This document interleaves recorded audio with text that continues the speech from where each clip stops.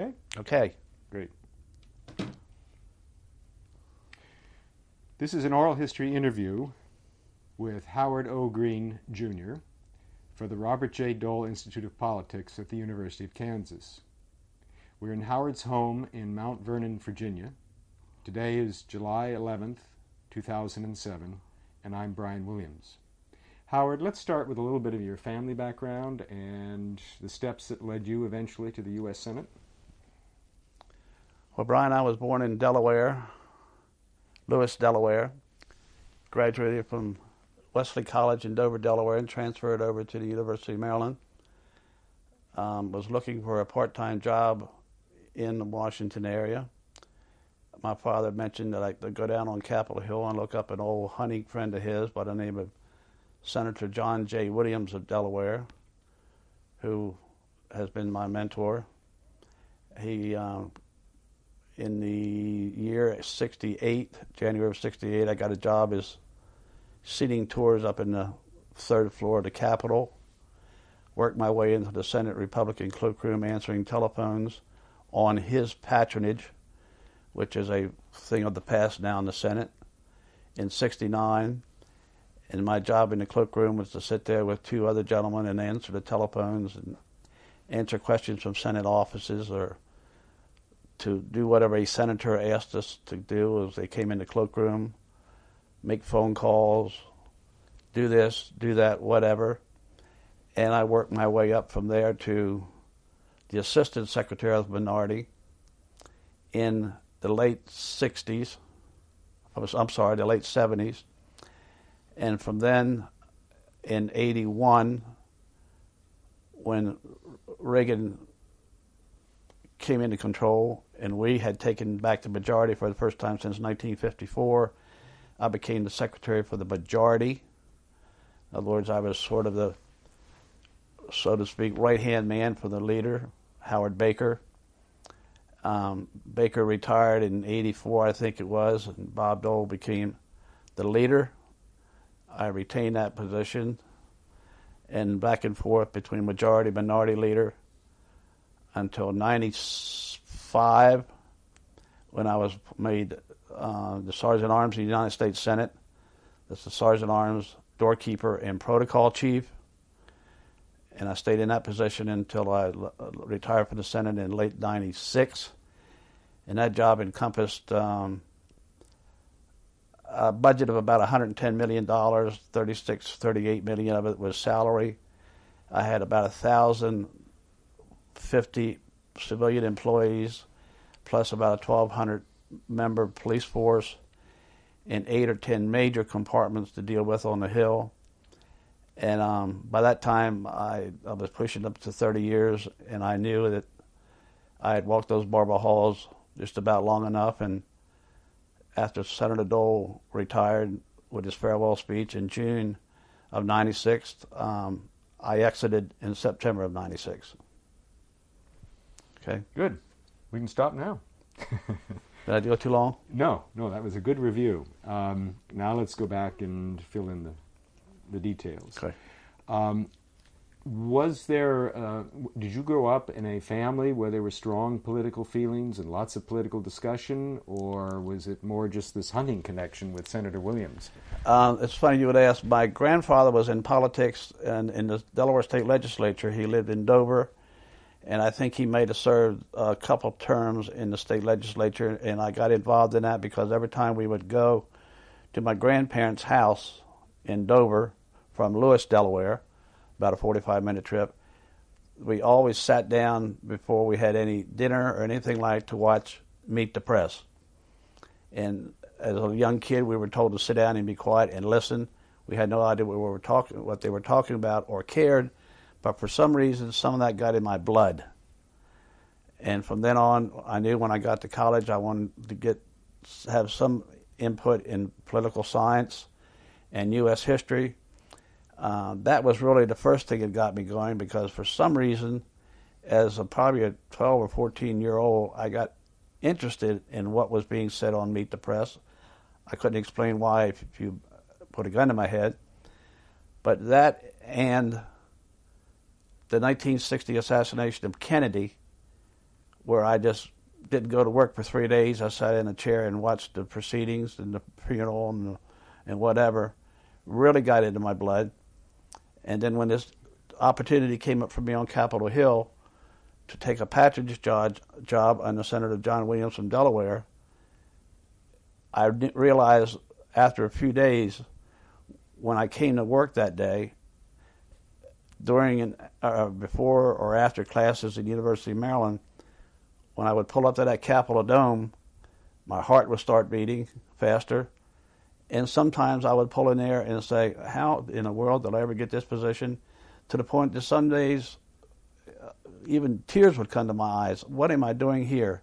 I loved it, every minute of it. And the more opportunities I had, the more I was lucky enough to proceed up the ladder. And it was just a great career. I couldn't ask for any better.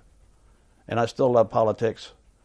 Of course, it's not in my blood as much as it was, because I think I exhausted most of my energy in the 30 years of trying to do the best job I could on the Hill. You mentioned the term patronage and that it no longer applies. Explain what patronage was. Patronage years ago, when senior senators were allotted so much money on their staff to hire a person as a policeman. The policemen years ago were not professional. They could go to college while they were a policeman. And the more senior a senator became, and Senator John Williams was very senior, he was ranking on the Finance Committee, the more patronage positions they had. Patronage positions included, as I said, policemen, pages, elevator operators, doorkeepers, grounds crew. The word intern did not apply then, as it does now. So it would have to be people who would help out in the office to do the what is now called the gopher jobs. It was just sort of add-ons that senators could use as political favors for people back home who helped them get elected office. And do you recall when an end was put to the patronage system? Wow. I don't mean the date necessarily, but the arguments used. I think most of it came when the police department had to go to a professional police department because of some of the early bombings in the Capitol, which went back into the early 70s.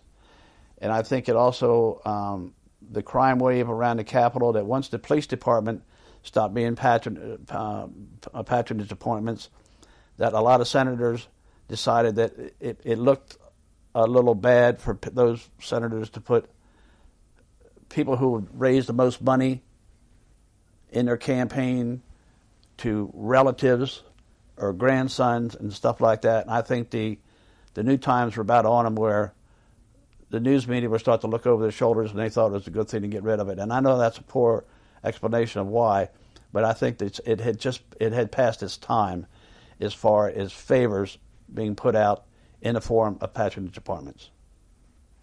Now, you mentioned the four offices, the floor offices, I think they were referred to. Is that correct? Right.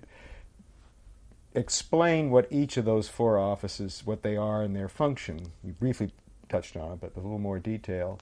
And then I'd like you to say if changes occurred in any of those four over your tenure in the Senate. First of all, I don't think that much changed, because it's always been, those four offices have been there since almost the creation of the Senate back years ago. I'm not going to try to guess when. But the Secretary of the Majority and the Secretary of the Majority are interchangeable, obviously, as I said, because one, majority is the ruling party, whether it be Democrats or Republicans, and the others are the tail waggers, the minority party. There is the Secretary of the Senate, which is sort of the top position in the Senate, which oversees the payroll. It oversees the binding and printing of the bills to be sent to the White House for the President's signature. It oversees the swearing in and the authorization of newly elected or newly appointed senators, and so forth and so on.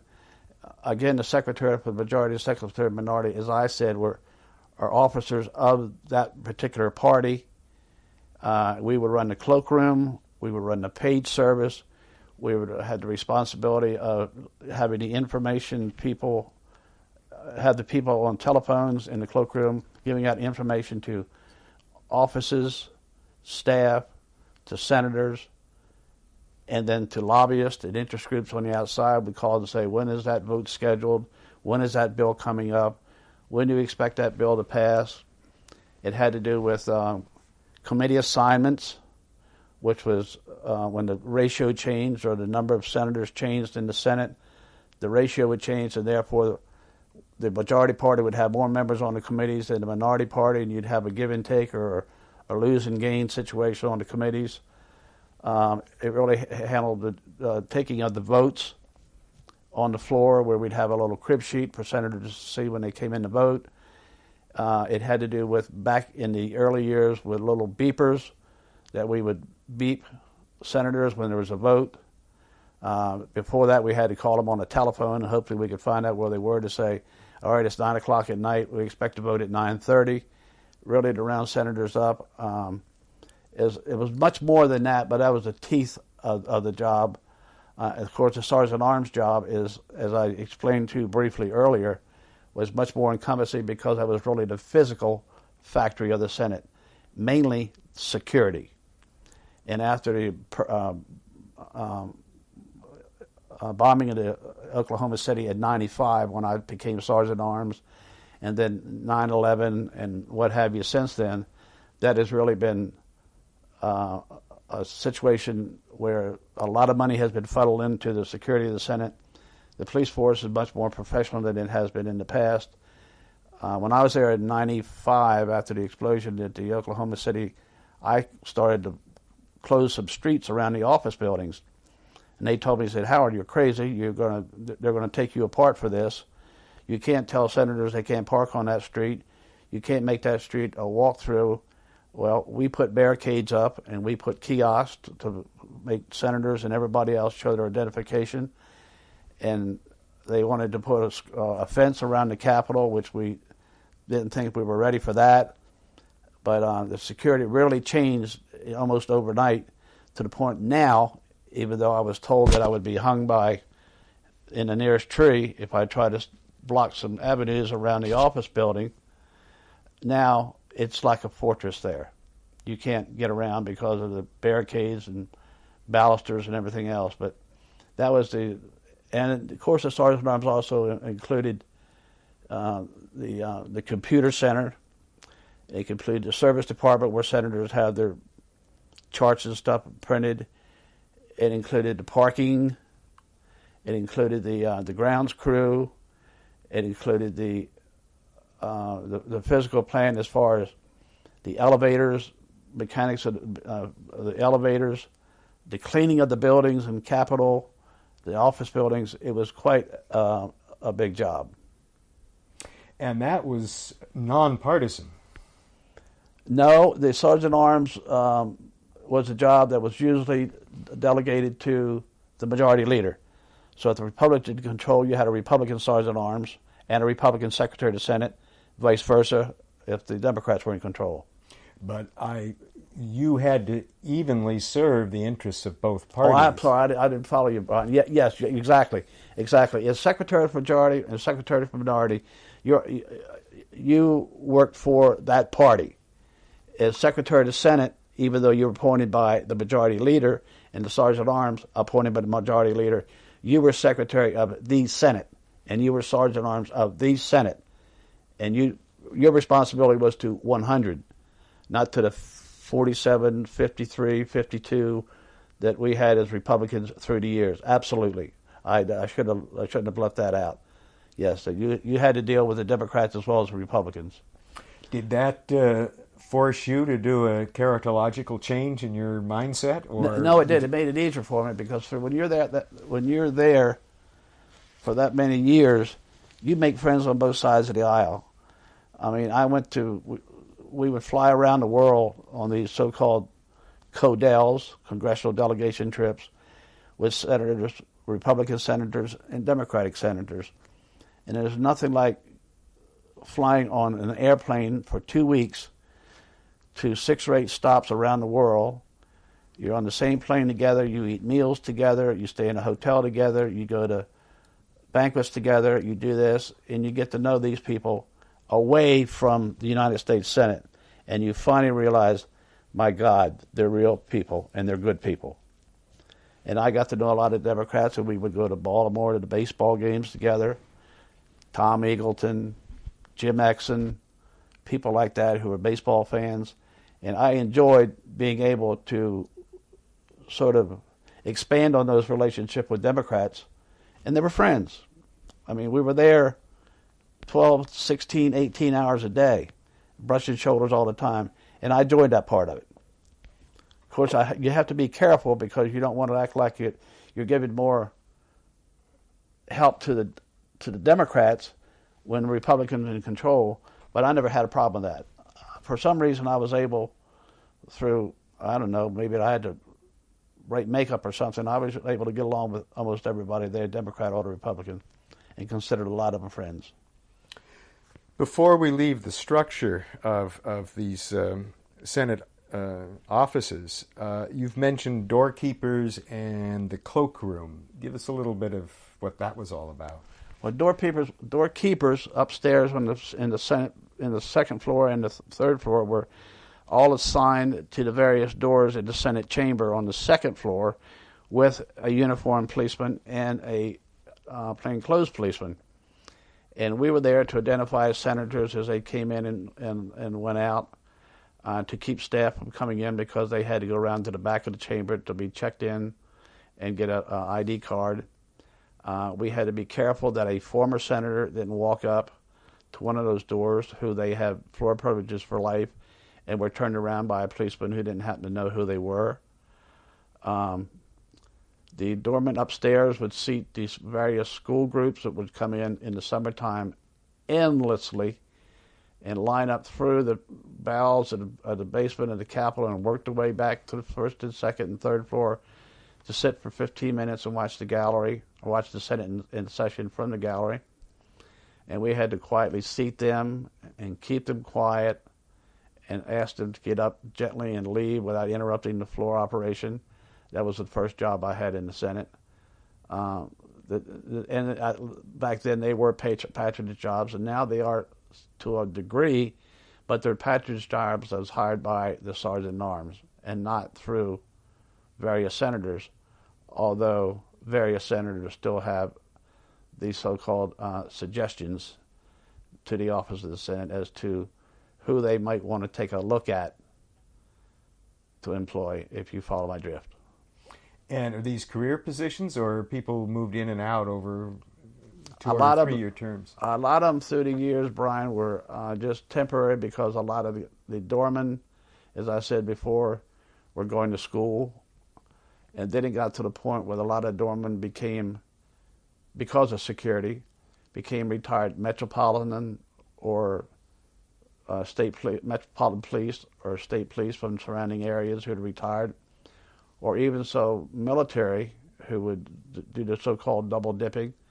But they had the police and military experience, which worked well to serve on the doors as security with a uniform and a plainclothes policeman. And what about the cloakroom itself? What was that? Cloakroom is the nerve center of the Senate. I mean, that's where the senators would hang out if they had someone. No, I shouldn't lead off with this. If they had someone coming in their office that they didn't want to meet, they would always say they had something to do in the cloakroom. What few smokers were left would sit in there and smoke their pipes or smoke their cigars. The staff would come in and have the senators sign papers, sign the mail in the cloakroom. It was very restrictive. We didn't allow staff to hang out in there. They could come in and with their little chores to the senators as far as paperwork and correspondence and stuff like that. We had 3 and then 4 desks at the end of the cloakroom where people would answer the telephones, and which I've alluded to, questions from senators, from staff members, even from outsiders. But probably most of the questions, and 75 to 80% of all the questions, were from a scheduling secretary or a personal secretary that wanted to know that would ask the impossible questions: is My senator's got to be in Kalamazoo on Friday. He's got to leave at 11 o'clock. Will he miss any votes? My senator won't be out in town on Tuesday. His aunt is ill in Colorado. Will he miss any votes? That became a pain in the neck because that was all forwarded to the leader, and you cannot run the Senate or any other business when everybody's going hither and yon and expect to be protected. But the main purpose was to answer the impossible questions as to when do you expect that bill to come up. I need to know when Senator so forth and so on is going to offer his amendment. This is so forth and so on from the news organization. Do you know a head count on so forth and so on's amendment? Which was completely out of our purview. Little questions like that, but it was mostly the page operation out of the cloakroom, and that was the gathering place for senators to sit and chit-chat among themselves, to ask for senators to co-sponsor their amendments, ask for senators to add their language to amendments to get their vote, to do head counts on important pieces of legislation. It was the nerve center. And there was a cloakroom for Republicans and there was a cloakroom for Democrats? Right. Or am I wrong? That's right. Cloakroom for Democrats, cloakroom for Republicans. It's a funny story about that. Back in the early 60s, Patricia, Nixon, and Julie had Prince Charles and Princess Anne over, and we were told to be in the cloakroom one morning at 6:30, and because they were coming up to have a tour of the Senate, and Prince Charles and Princess Anne were, I guess, back in their early, maybe teens, or they had to be, because Julian, I guess, the late teens or something like that, maybe early 20s. Anyhow, they were standing in the well of the Senate, and I came down from the Republican cloakroom down in the well of the Senate, the center of the Senate, where the two leaders' desks are located, and we gave a little talk about the cloakrooms and how the statues around the chamber are the various vice presidents of the United States, and this gallery is where the president would send up representatives from the executive department to watch what's going on, and over here would be the press, and over here is what is called the vice president's gallery, and over here is the family gallery where senators' wives and friends can come in and watch the senator speak or vote or whatever. And of course over here, to get back to your point, Brian, over here, and I pointed on the right side of the back of the chamber and the left side of the back of the chamber are the two cloakrooms, Republican and Democrat. Prince Charles hesitated for a second, and he looked at me with a serious look on his face, and he says, "Oh, they each have their own." I didn't know how to handle that, and I said, "Yes, sir, they do." Well, little did I know, after they left, that a cloakroom in England was a bathroom. So he thought I was referring to the two rooms immediately off the Senate chamber as a place where the Republicans used the bathroom and the Democrats used the bathroom. Somehow a press person got hold of that story, and they wanted to run it. And we had all we could do to keep that off, because it would have been embarrassing as hell to the Brits or to the Prince Charles and Princess Anne. But now that you brought that cloakroom up about do they have, I just had to add that one to the story. That was one of the little quirks that happened along the way. But they were just as serious as they could be, because that was what was the bathroom in England. Funny story. Where would a Republican who wanted to chat with a colleague who was a Democrat, where would they go to sit and talk like Republicans would do in the cloakroom or Democrats? Well, sometimes they would go in either of the two cloakrooms to sit and chat, but sometimes that was a little difficult because if it was a time when senators were waiting to vote or waiting to speak, it was pretty crowded. So now you get to the second most important hangout there is in the United States Capitol, in the Senate wing, and that is behind all the dusty statues that align those halls. And the word is around the Capitol, if those statues could ever talk, they would be able to explain how bills passed back to the early 1800s. Two senators would be leaning up on it against the statue, and they would be talking political strategy. Who can we get to co-sponsor this amendment? When should we offer it? How much money should we put too much money in it? So much money in it, so forth and so on. A lot of the talks, as you alluded to, the personal talks, the trying to fine-tune something, happen in the corridors, hanging on to statues of Tom, Dick, and Harry. So, from what you say, I gather that a Democrat would be welcome to come into the Republican cloakroom to chat with a fellow member. They would do that once in a while, but they would feel so uneasy either way that, especially like I said, if there was a crowd of senators coming in, or they were constantly coming in or walking through from the outside to come to the cloakroom to go to the Senate floor, they would usually take their little skull sessions elsewhere. But yes, they were interchangeable to a degree. Since we're on this where senators hang out, you had mentioned when you were talking about some of the pictures here that there were some places where guys would go to, quote unquote, play cards.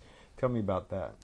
Well, for years there was always the hangouts. Like I said, it was the Twilight Lodge up in S337, which was my old office, and Senator Mark Trace, who was the Secretary for the Minority and Secretary of the Senate for 53 years. Then it sort of got away from the secretaries as a majority minority of hosting those so-called card parties, and the hangout really became the Secretary of the Senate mostly, and sometimes the Sergeant at Arms office, or they remodeled a lot of parts of the Capitol back in the 70s and 80s and created a lot more senators' hideaways in the Capitol.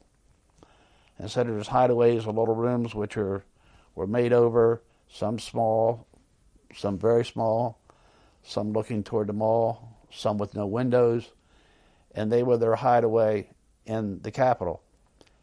And more so than anything else, for going up through the seniority list, as far as how long you've been there, of course, the most important thing of seniority would be what committees assignments you might get if the longer you stayed there.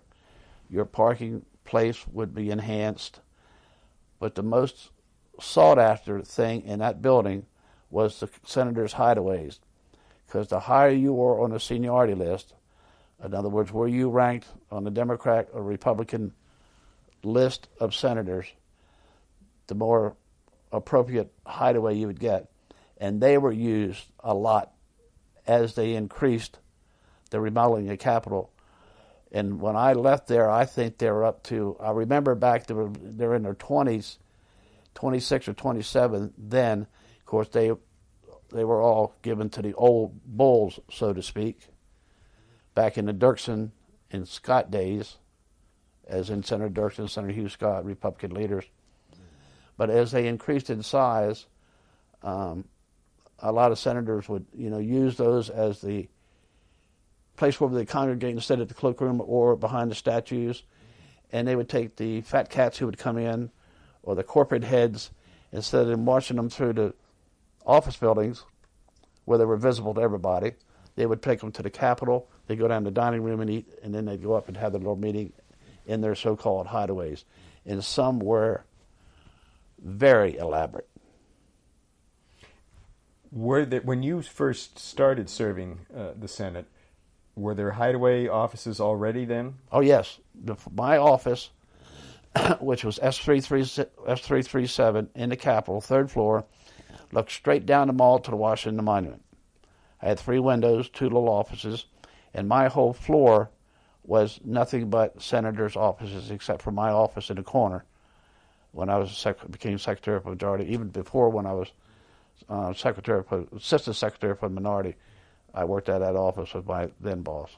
But the numbers of hideaway offices increased. Have increased through the years, yes, because they were so attractive. I mean, that was a big power grab.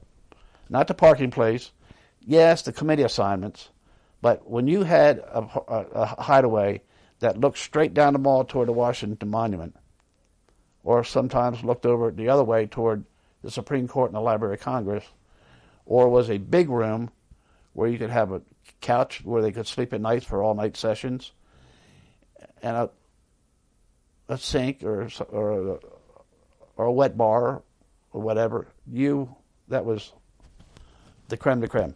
Who assigned people to these hideaway offices?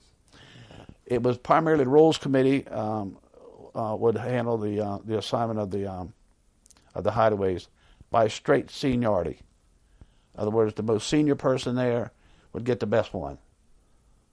We go back to like Robert Byrd or Ted Kennedy or Inouye, and speaking of senior senators now, would always get the cream of the crop.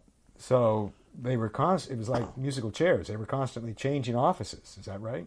Well, that's right, because as people retired or as people were defeated, especially if they'd been there for a number of years, for 2 terms or 3 terms, as those offices became vacant, it would start the chain of events again. And so the old bulls who'd had hideaways would say, "Oh, he's got a better view than I've got. I want that one." And then it would all start all over again. Just as committee assignments, when senators would leave, we'd have to work on ratios. And senators would say, "I've been on this committee too long. I'm going to go to that committee. I've got seniority. There's an opening. I'll see if I can get on that." Or some senators would say, "Well, I've been on this committee long enough. I'm running for re-election. I'll try to get on the finance committee because you can raise more money from the outside being on finance committee than the other committee." Seniority is the heartthrob, the heartbeat of how that place runs. I want to ask you, this is hard for a lot of people, when I ask people for, quote unquote, describe a typical day. But I want you to try to do that, first of all, when you were secretary for the minority. What would a typical day have been for you as a secretary for the minority? When we were in the minority? Much easier a day, much less pressure than being secretary for the majority. We would get to work and we would... What time? Well, it all depends. Sometimes back then the Senate wouldn't go in session until 10 or 11, 12 o'clock back then. Now I'm talking about the early 70s. And now it's 8:30 or 9 o'clock. And we would get there and get the cloakroom settled up, and the pages would make sure that the desks were all covered with the bills of the day or amendments of the day and the congressional record from the following day. We would sort of check around to see how many, if a bill was pending and carried over from the previous day, whether there are any amendments that people on our side wish to offer. And of course, when you're in the minority, it's easy to throw hand grenades. When you're majority, it's tough to catch them. So there were a lot of mischief would go on then, and we were sort of, as best we could, sort of get a batting order for the day as far as senators are concerned. But again, we couldn't do too much of that because we were in the minority. I mean, if you're in the minority, you have to. Recognition by the chair is straight to the majority first. And back then it was very, very strict. It's loosened since and through the years, where it's a sort of a one side one time and the other side the next time. But it was pretty much just to keep the senators informed what's going on in the cloakroom, on the floor, see that the pages were doing their jobs, continue to honor senators' request for information about a bill that was going to come up. In other words, someone would call and say, "Howard, that conference report coming over from the House, don't let that pass until I need to speak on that. Howard, I have an amendment to this bill. Don't let that bill come up." So I had a calendar, which we called the Bible, the legislative calendar of all the bills that were listed at a committee. And underneath each one of them, we had notes, contact, so forth and so on, to speak. Contact, so forth and so on, to amendments. wants to speak 30 minutes before final passage, all written underneath that bill. And that was our Bible, which we used in the minority to sort of, people would get up and, for a prime example, at the end of a bill, get up and say, I voted against this bill because it's a rotten bill, and here's why I think so, and here's what it's going to be, why it's going to cause certain problems for my state. That's just an off-the-wall example. But I think it shows the drift of how we would be, I don't want to use the word negative, but play defense against the legislation that were being choked down our throats back in the early in the 70s when the ratios were 57-43 or something like that. I hope that answered your question. I did as best I could without really getting deep into holes and personalities of senators who wanted to hang up things and delay things. Well, I don't want to discourage you from that. Of course, delay was the name of the game then, too, as you get back to the filibuster and the speeches of the years when, for example, Strom Thurmond spoke for 24 straight hours and other senators tried to reach that level. Of course, that was back in the Civil Rights Bill of 60 and the Civil Rights Bill of 64. And when I got there, it was mostly the end the war amendments against the Vietnam War, when they were trying to cut off the funds, as they seem to think is the political thing to do, and I emphasize the political thing to do today with what's going on in Iraq and Afghanistan. But you had a very, very tense time with John Stennis as chairman of the Armed Services Committee in dealing with amendments such as the Hatfield-McGovern Amendment to cut off funding, or a church case amendment to do the same in a different way or a different time schedule, or a case church amendment. I'm talking about senators from years ago to cut off the funds. I mean, and that went on for weeks and weeks and weeks. And that's really where Bob Dole started to cut his teeth when he got there in '69, because it was the end of war amendments that was really, really pulling that thing down. Then we had the demonstrations out in front of the Capitol on a number of occasions when thousands would be out there, protesting the war. But it was very tedious times. Very tedious times. And I think I missed part of your question there in the beginning. Well, I was asking about a typical day as minority secretary. Yeah. So would most of your day be spent on the floor of the Senate if it's in session, or in the cloakroom and in your office, or would you also be meeting with the minority leader a lot, or where would you go? Where would you be personally? When I got there, 99% of the time I was on the floor. The job of the way I looked at it, my job as Secretary of Majority or Secretary of Minority was to be on that floor and to watch what was going on. And the longer you stayed there, the more savvy you got about how you could predict what was going to happen. And if it was something that there was a amendment that we didn't expect to be offered, or an amendment that would blow the bill out of the water, or something just off the wall, then it was my job to go down and get the leader. You could also predict that, being there for a number of years. When you saw Ted Kennedy and Al Gore, or Paul Sarbanes, a few other liberals like that coming in all at one time, you knew something was up. And you knew there was something was up that the Republicans were not going to go along with. So you run the red flag up. You'd call the people who might be interested in something in that bill. It was a busing bill. It was Jesse Helms. It was something dealing with health and welfare. It was a Lowell Weicker. If it was something dealing with the military, it was John Tower or Barry Goldwater or someone like that. Or if it was something dealing with finance, it would be Carl Curtis or someone like that. But just it took a long time to get a feel of what was going on. But when you saw something was coming, and whether you were, reacting or overreacting, you had to let the leader know. Of course, the leader couldn't be on the floor. And like I said, percent of the time I was in the cloakroom, which is part of the floor, or on the floor. Now with Baker, and much, much more so with Dole, I would make 20 to 30 trips, 63 steps down those marble halls from the Senate main door down to the majority leader's office for this, that, and the other. Did this get done? Did you call? Did you talk to so forth and so on? Did Senator so forth and so on tell you about wanting the vote changed because his plane's going to be late? I could go on for, you catch my drift. But most of the time was to watch that floor to be sure that those notes on that so-called Bible, the legislative calendar, were honored when a senator wanted to be there to speak for or against an amendment that he might offer or oppose from someone else, to speak excuse me, to speak for or against the bill. You had to be there. Let's take a pause here. You ready? I'm ready.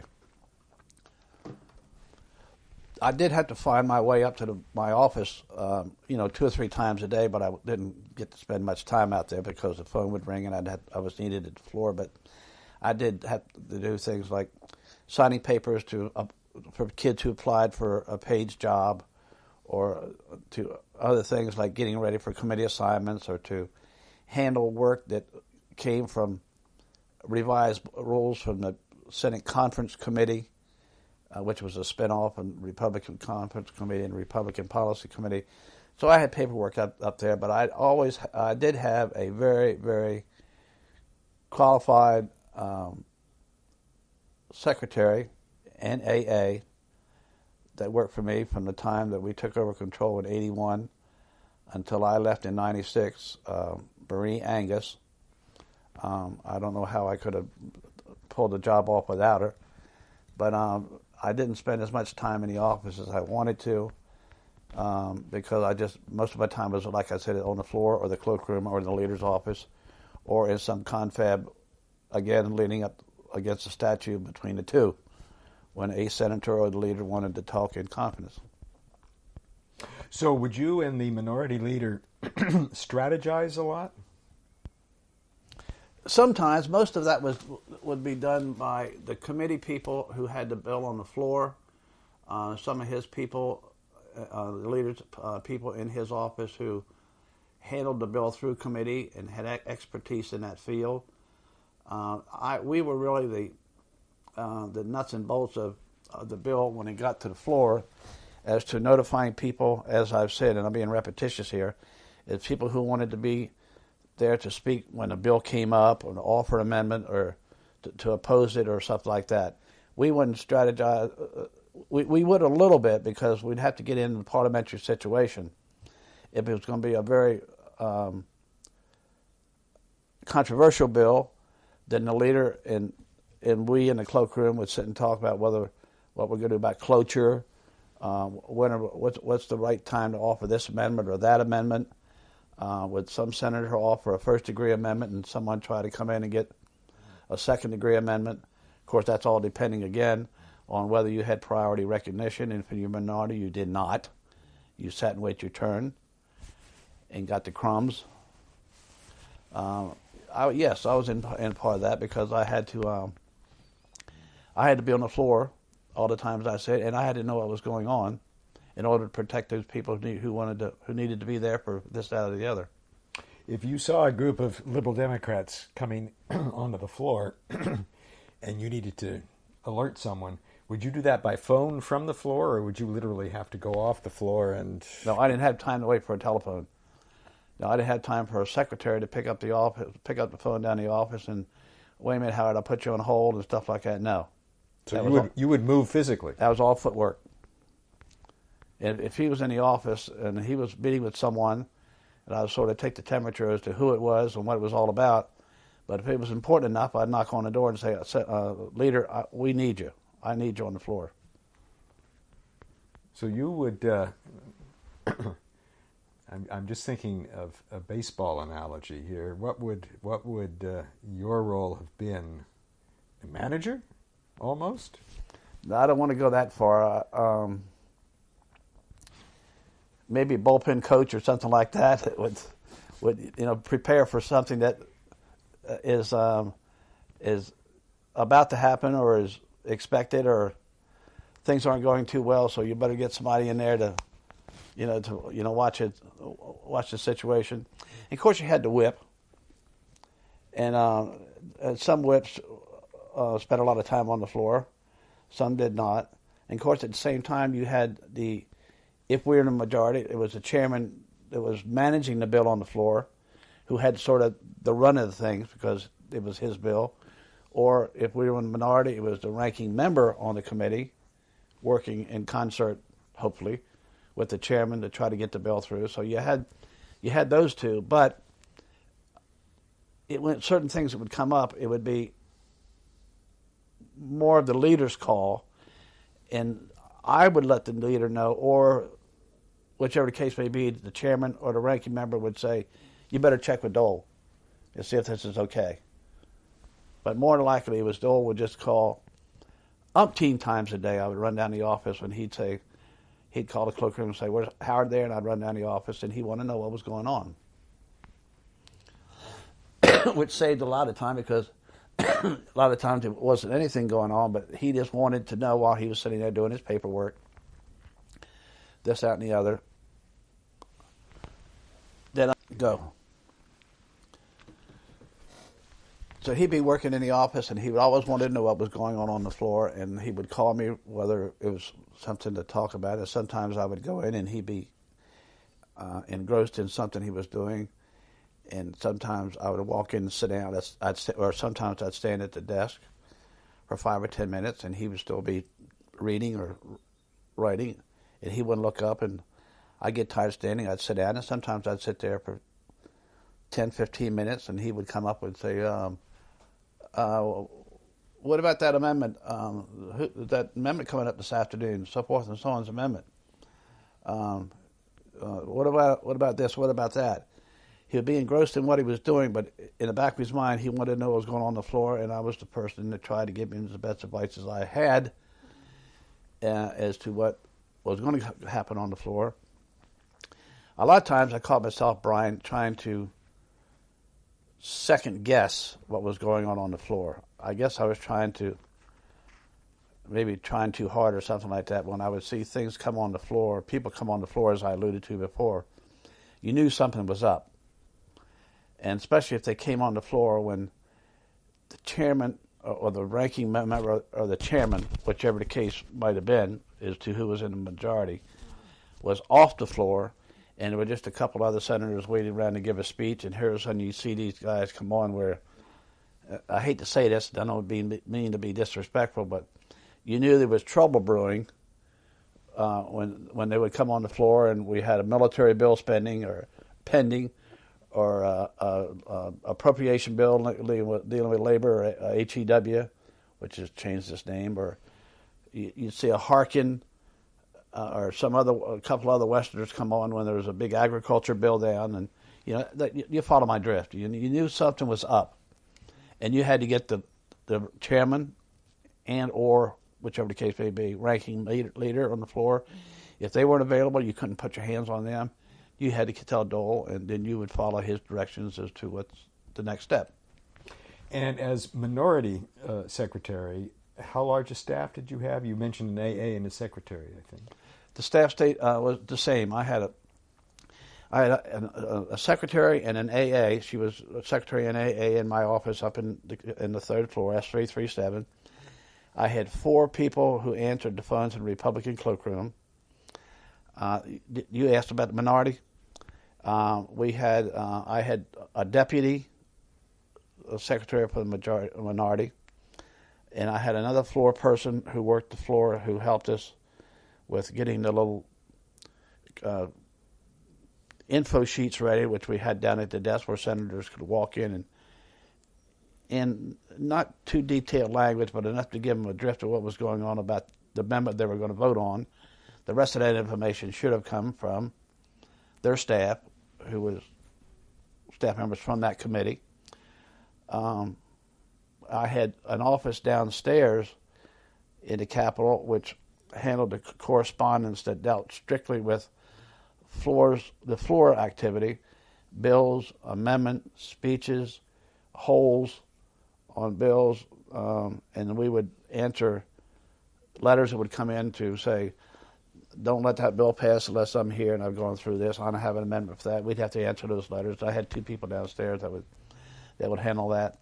And to deviate from where, if we were in a majority, that office had one hell of a job, impossible job, again, if we were in a majority, of finding someone to preside over the Senate. They constantly changed their mind. They constantly had more important things to do.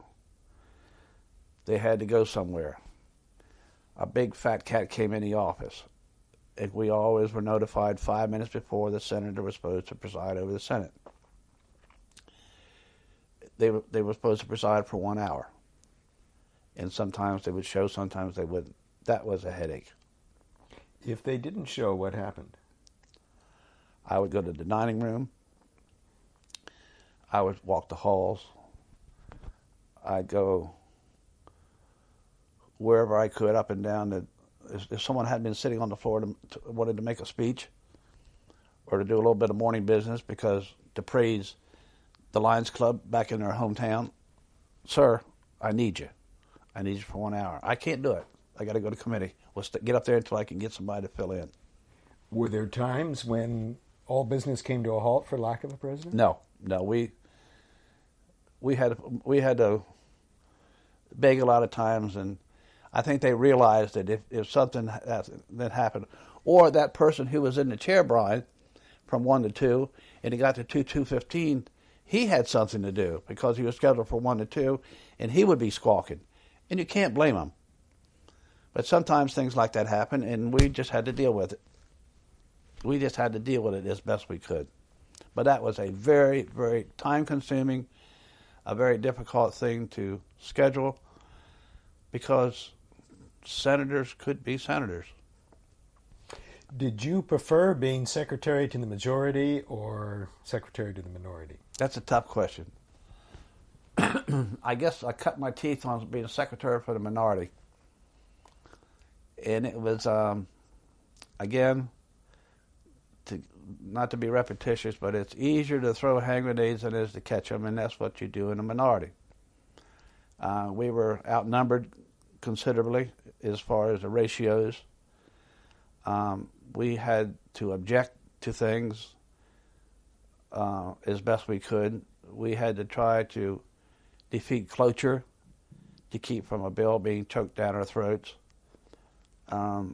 We didn't have much say or any say, although sometimes the leaders would work together on some things, as to what the schedule was going to be in the Senate. When it came to an important piece of legislation like an appropriation bill or something, we invariably wanted to get a time limitation on it so it wouldn't get out of hand, because sometimes we would end up with appropriation bills like defense appropriation or defense authorization bill with 150 to 250 amendments, or the budget resolution, which thank God we had a boilerplate time limitation on it. And all the time, amendments would be offered. It would just be a bit of a rat race. It was just difficult.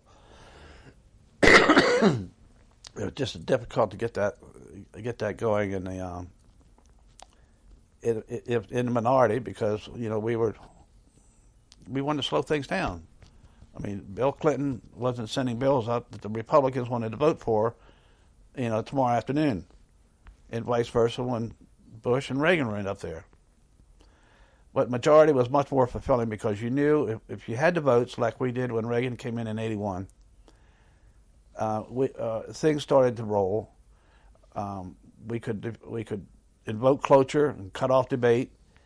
The people that came in on Reagan's coattails came in they were very good team players. We pulled together. Baker in his few years, and then Dole, before we lost control, could get things done because the senators stuck together. There was party unity. That was a fulfilling time. But as far as being it was just two different. It's just night and day. You play defense. You try to stop what was going on because it wasn't your cup of tea. It wasn't your legislation. Compared in '81 when Reagan came in with a master like that in the White House with his staff, and to send up legislation, and we had the numbers, and we had people who were willing to give Ronald Reagan anything he wanted because he was responsible for them being there. The Jerry Dentons, the Paula Hawkins, the Mac Mattingleys, and da-da-da-da. Much more fulfilling being in the majority. Much, the days went quicker when you could run the circus than the days when you just had to watch and buy a ticket and stand in line to get on the merry-go-round. This is sort of an aside, but how did you learn that you were going to be selected as the Sergeant-at-Arms? How did that come about?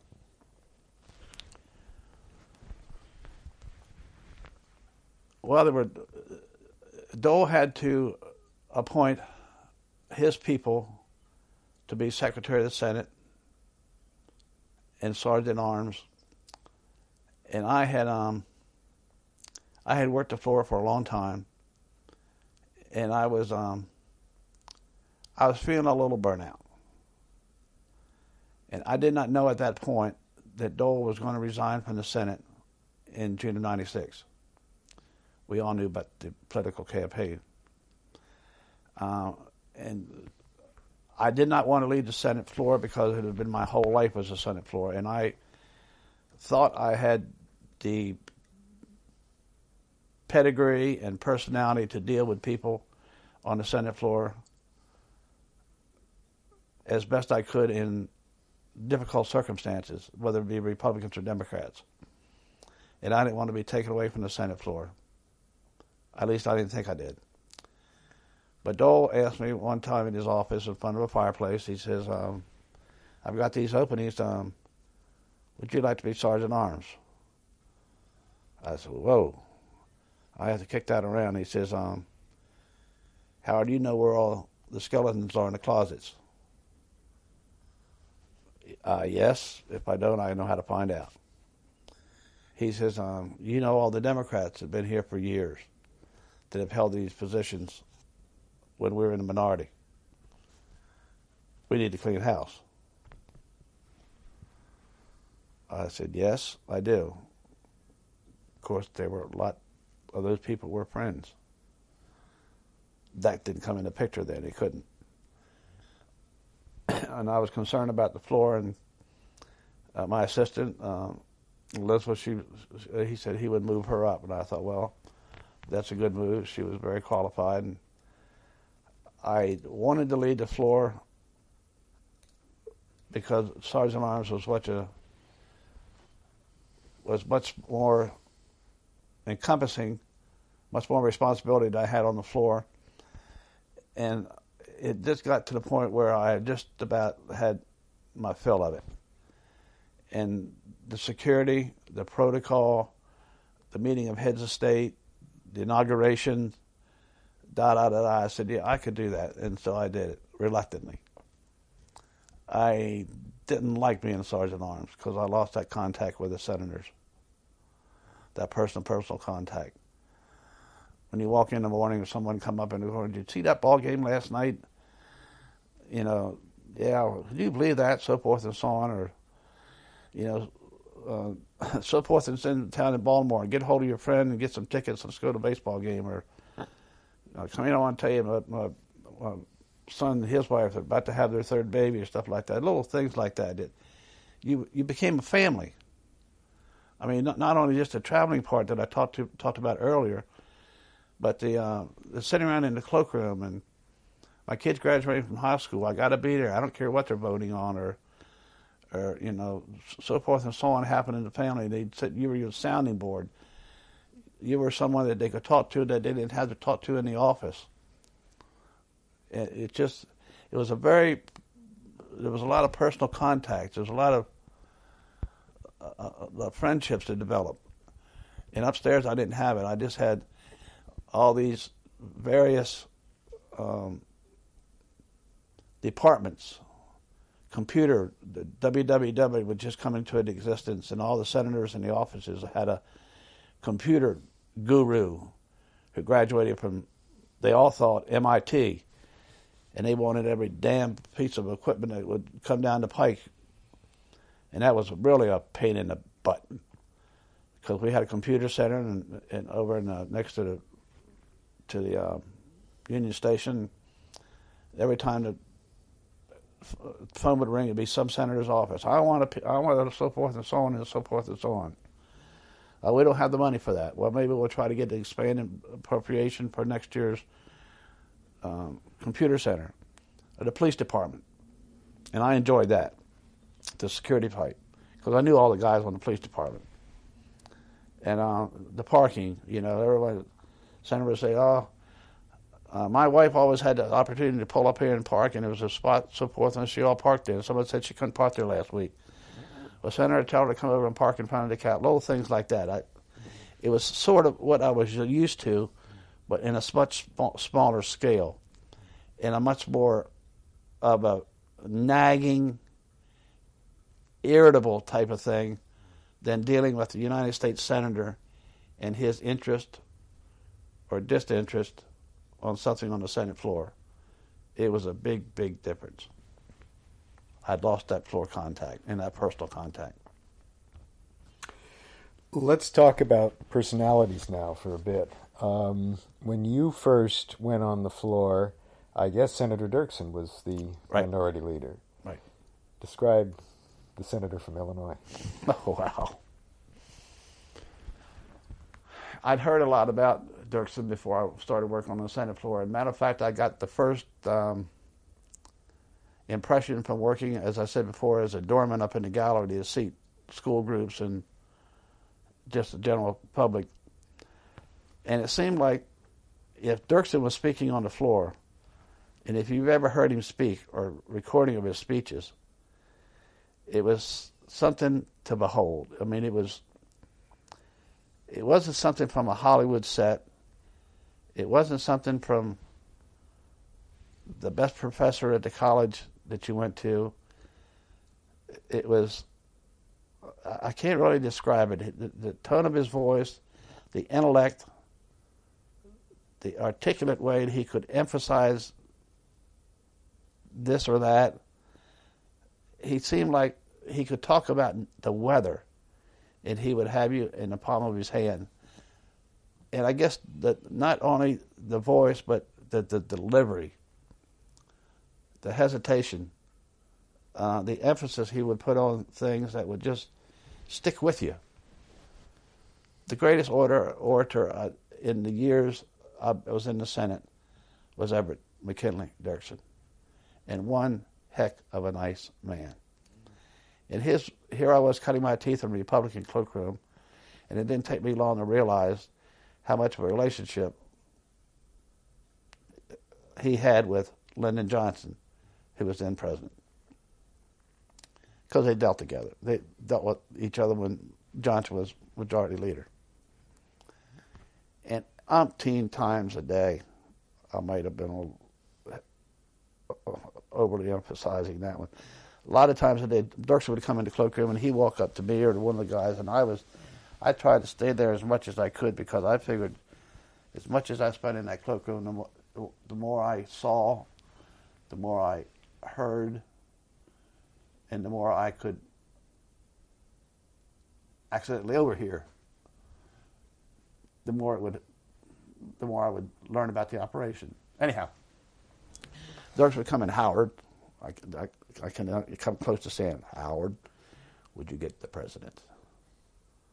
Then he'd get in the phone booth, and we had a row of phone booths, 4 and 4, and this is the length in the cloakroom, and my seat would be here, and this doesn't do much to this audio. I could almost reach out my hand and touch booth number 8, and Dirksen would get in, and he'd talk to the president. He'd never shut the door. Well, Lyndon, I know I don't have the votes. I can't help you. Lyndon? Yes, Mr. President. Lyndon? And they'd go on and on. I thought, I can't believe I'm hearing this. A young kid from southern Delaware. I'm over here sitting listening to this conversation. And of course, I got to know some people much, much older than I. They worked for Senator Dirksen.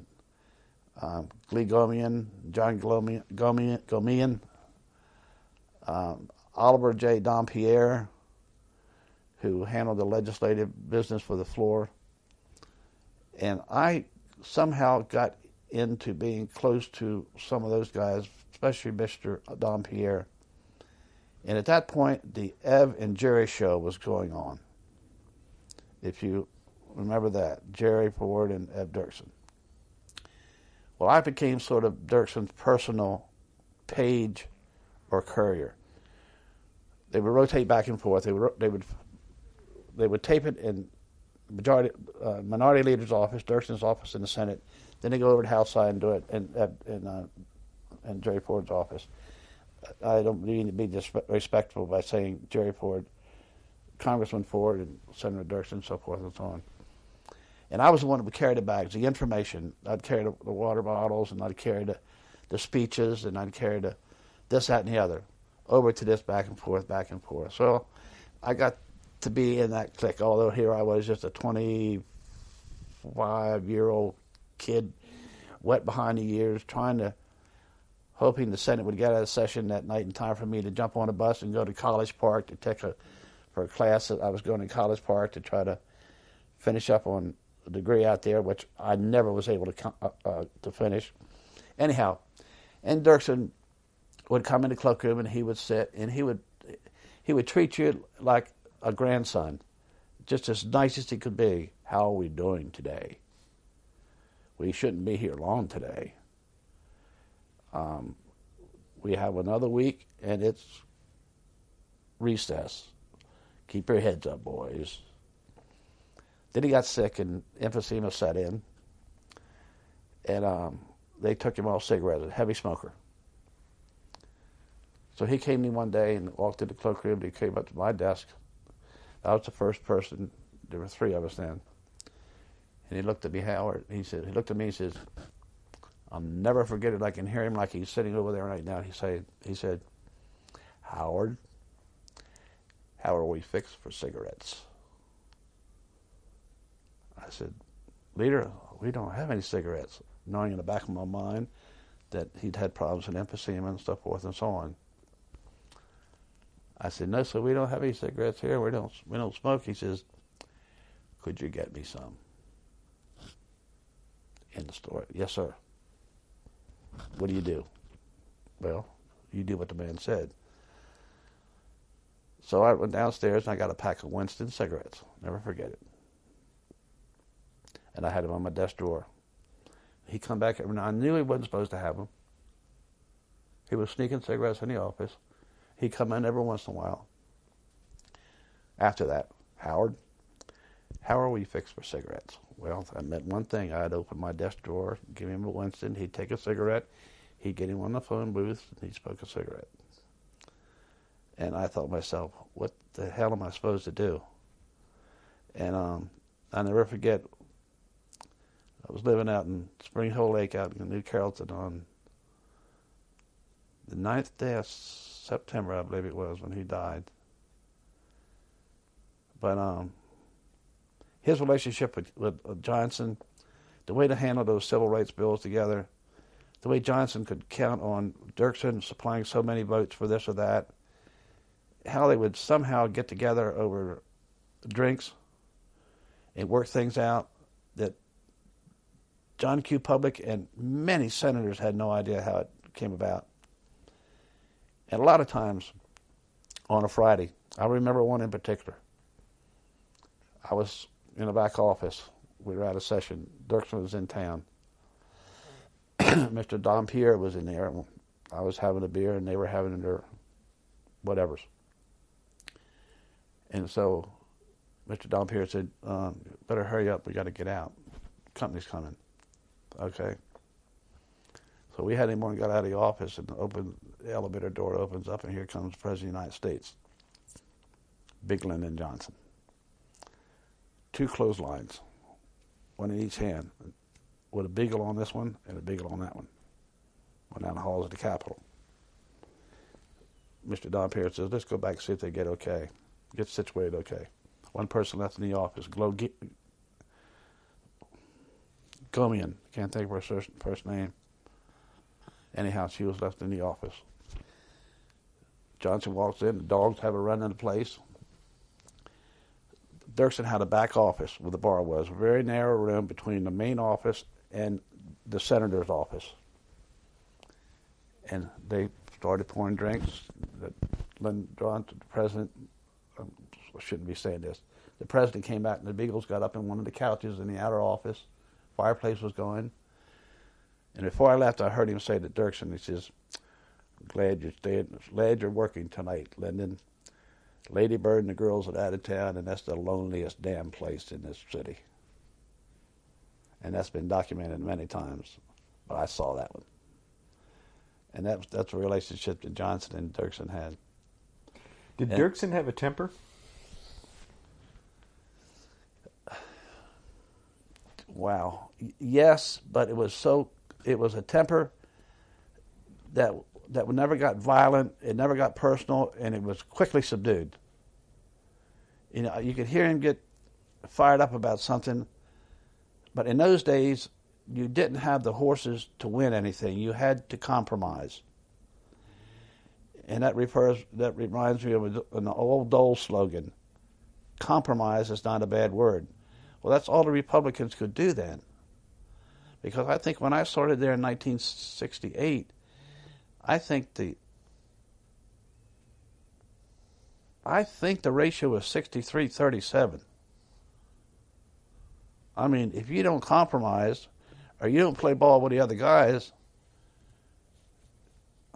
you don't have anything. And that's why Dirksen was so good.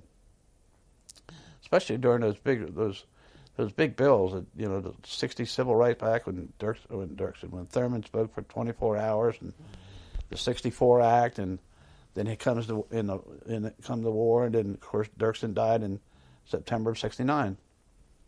Then came Hugh Scott of Pennsylvania, and then Baker, and Scott retired. So, what would you have to say about Hugh Scott?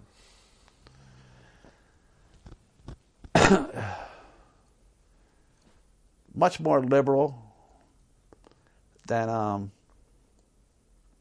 Dirksen. Very nice man. Not as visible as Dirksen by a big stretch. Was elected by the moderates and liberals, Republicans then, and I'm referring to the. Now I shouldn't say this because I don't know how they voted that, but that wasn't my purview then. But the liberals that were there, like the Cliff Case from Jersey and Jake Javits from New York and Ed Brooke from New Jersey and da-da-da-da. But there were some conservatives there who were Dirksen conservatives. The Dominics, the Allets, Bruce Morton, Win Prouty. Margaret Chase Smith was a shaker and a mover then. Very, very close to Dirksen. That didn't quite like the fact, but had to get along because we were in the minority. I mean, we had to sink or survive. Or they, not we, they. But I very rarely saw him lose his temper. He was so even-minded, even his voice, his delivery, his speeches. And even if it was something in the cloakroom that was going on between various senators, he would come in and get involved in it, and it would be that would be the soothing factor that got those senators to agree to do this, that, or the other. Just his presence, just the power, just the awe of that man, the speaking ability, knowing that he had, if there's something that could be done to help that Republican senator or senators to get a piece of action on a bill that was the majority had before the Senate, if there's anybody who could get the White House to help them get whatever they wanted in a bill, it was Dirksen. And he was on that pedestal. A great man, a great leader. just wished I wished I'd been around him a little bit longer than I did. But what time I did have around him, I'll never forget. So do you imagine that Scott won the minority position on a close vote, or was he not challenged? Do you recall anything about that? Well, you got something that I should know that one, Brian, but I wasn't really involved in it then because I was just one of the peons in the Republican cookroom. I do believe there was. Of course, Scott was the heir apparent, and I'm not so sure. Something sticks in my mind that someone ran against him and then dropped out on the first ballot or the second or something like that. It doesn't. I don't think he was unopposed. Although when you're in a minority like that and you have so few seats around like that, the infighting doesn't get you anywhere. So, and I think it was sort of a locked-in situation. But Scott just was not a nice man, very intelligent man. Really looked out for the state of Pennsylvania, but when he just did not have the charisma, the relationship with the senators that Dirksen had, and therefore he didn't have the relationship with the White House, nor the relationship that Dirksen had with Senator Mike Mansfield, the majority leader, who had to be one of the top three that I've seen in my time, Mansfield and Dirksen. That doesn't leave many others. Dole. Without a doubt. Do you think that Scott sensed his that he was compared poorly with Dirksen, or do you think he just didn't? That's a hard one to answer. Although at times he would come on the floor, and this is personal opinion and personal opinion only, because I have to be on the floor watching it, and he would come on the floor and he would attempt. And again, I can't say this enough. This is not to knock Senator Scott at all, but he would come on the floor and try his damnedest to duplicate. Never able to come close.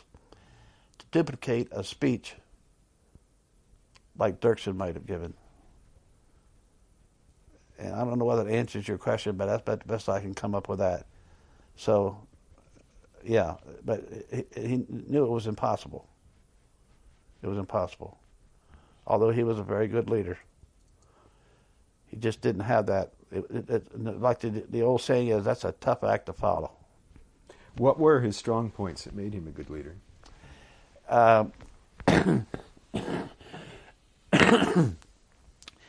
He did eventually have a good relationship with Mansfield. He knew how to work the committee and the bills. He had some good people in his office that would help him.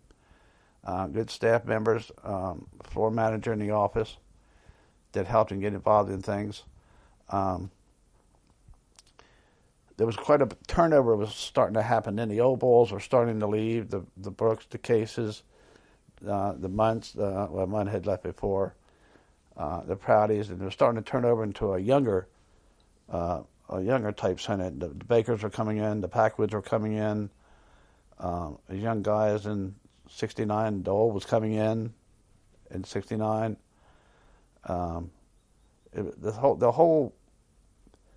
The personality of the Republican side of the aisle was changing quickly. And but it was just a different situation with Scott from Dirksen. Margaret Chase Smith, who was chairman of the Republican Conference and ranking, I believe, on the Armed Services Committee, was much more of an influence on the Senate and on other members. Thurman became much more of an influence. Senators like Tower and Gordon Allett and Pete Dominic and other people like that sort of picked up, and not they were opposed to Scott, but they were able to help him work with others to get things done as what little we could offer to Mansfield as the majority leader instead of being just a constant thorn in the ass. It sounds a little bit like under Scott it was more a Republican team effort.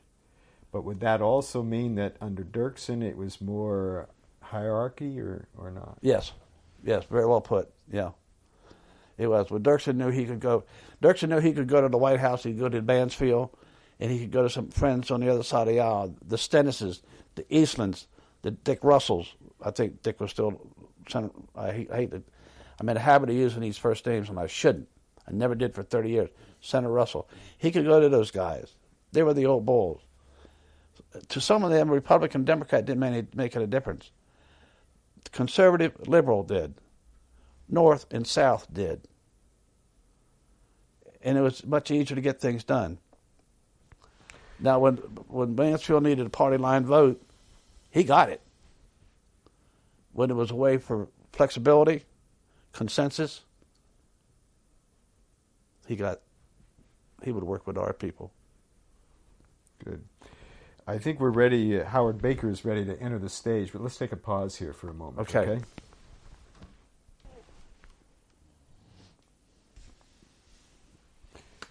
Okay, what about Howard Baker? That was an interesting election. When Scott retired and Baker ran, there's a number of people were involved in running for the minority leader's job. I think McClure and Baker and a few other people were in it, but I think a lot of people realized that Baker's style was easygoing. There was no temperament. There was no argument. It sort of reverted back to his father-in-law as to how he was going to run the Senate. And that was long before we envisioned what was lightning striking twice in November of 1980 when Reagan took over. Easygoing to a degree. Good old guy from hills of Tennessee. Very, very well liked, very well respected, very intelligent, very articulate, hardworking. His leadership, and I had the same job as I alluded to before. His job as leader was primarily, and I hope I'm not misreading this, but this is my gut for what it's worth, was to listen to and to follow to a degree the people he had around him. Baker had a lot of people in his office, and some who came from the White House, one who worked for Scott, some intelligent lawyers, and he really relied on their suggestions. Baker was easygoing, like I said, and he could get anything done, especially the majority, because it was a new thing. We were new kids on the block. Wow, well, is this how it's going to be? Is this what it was like when those guys back in 1954, the last time we were in the majority? Good God, we never dreamed we would ever be chairman of a committee. Hell yeah, whatever you want. Run the bill through here and we'll get it out and we'll get it on the floor. We got enough votes to pass it. I mean, it was a completely different atmosphere. So therefore, in an atmosphere like that, compared to all the years we were in the minority, the new leader had to have a hell of a nice go at it. I mean, what was the obstacle? I mean, we had to gather a few votes once in a while that we needed to get cloture to cut off debate on a bill that we wanted and that Reagan wanted. But with the tremendous budget fights that we had, and the Democrats tried to mostly offer amendments that made to add on money to the budget bills and to appropriation bills that made Republicans vote against it. Well, that's the name of the game, you know. Then that way you can run against it, and we could fight them down. We could beat them. Baker, shortly into his leadership, got involved in taking the Panama Canal away, giving the Panama Canal away, whichever was the best word. That sort of split the ranks a little bit. There were people, Dole, and others that were opposed to that. Well, Baker got involved in, again, suggestions from people in his office, as well as working closely with Frank Moore and what's his name, Jordan from the Carter's White House then. And this was in the. I'm sorry, I got ahead of myself. This was back before we took over control, and he got through that. Laxalt opposed him on the floor. I got ahead of myself. Then this happened before. This back in the Carter administration, but after he became leader, that's going to confuse things. But he came out of that very well to lead into what I had just said about how things had changed and how it was almost Christmas every day when we were in the majority. But he sort of did leave a pedigree, or not a pedigree. He sort of did leave a taste in people's mouth that, he was a little bit more of a moderate conservative, i.e., giving the Panama Canal back to Panama, until Bob Dole got up and offered an amendment that said, that sort of let things down, let the pressure off by saying, yes, we give it back to Panama, but U.S. warships have access to that canal above everything and everybody else. Now, since then, that canal has been taken over by Chinese and Japanese interests until hell won't have it. And God knows there's been peace there so far. There's no problems whatsoever. But that was quite a challenge for Baker to take on when he first became leader. But it did sort of, the way he handled it without that much animosity in the Senate, it did lead him into the job again after Reagan took over and we became majority on January 3rd, 1981. So he sort of cut his teeth on that Panama Canal and had not ruffled too many feathers. It made it easier for him, on top of being majority for the first time since creation. And it really gave him an easy way, and I was surprised to see him leave after 4 years. I really was. The power of the president, I guess. That was it. That was it. So he really thought he had a chance, and everybody else did too. And I don't know. That's not for me to speculate. Hell, what I know about that, but maybe the timing wasn't right, or maybe he would just, but he gave it all for a while, and it just didn't happen. It didn't happen for Bob Dole in 80 and 88 and. No, I was referring to the fact that Reagan asked him to come over and be chief of staff at the White House, and yeah. And Baker probably would have had a hard time saying no to the president. Oh, sure. You're right about that, of course. So now we're up to Dole, and I want to backtrack a little bit here. And do you recall your first becoming aware of Bob Dole? I don't. Working at Cloakroom answering telephones again. I don't think I'd ever heard the man's name mentioned when he was over on the House side. But I remember when he came in, I remember, like I said, Frank Carlson and Jim Pearson were the senators from Kansas, and all of a sudden Carlson was retiring, and in came Bob Dole. And I can see him sitting down at the end of the cloakroom shortly after he gave the oath of office. And he wanted to sit there and take as much in and make new friends as quickly as possible. I could just tell from his body language, from the expressions on his face, from his enthusiasm, that he wanted to quickly put the fact that he was a former House member and now he was a United States Senator. And I've always thought of the House of Representatives as the Senate's AAA ball club, the little leagues, to get people ready for the Senate. Back then, in the early 60s, you didn't have the people leaving the Senate, leaving the House, and coming to the Senate as much as you do now. The Senate now, not to deviate, the Senate now has become, in my opinion, too much House-oriented. I think that's got a lot to do with the bipartisanship, or lack thereof.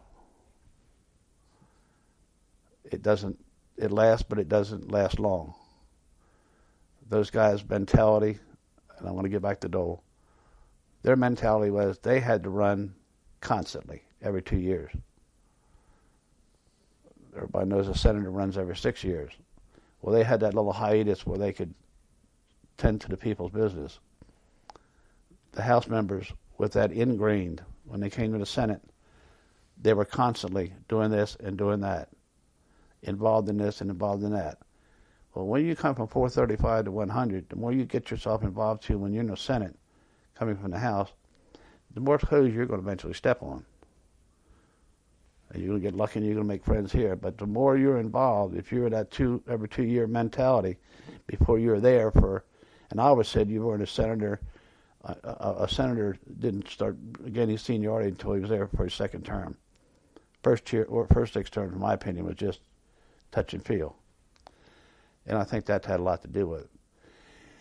But I could tell. Let me just interrupt here just for a second.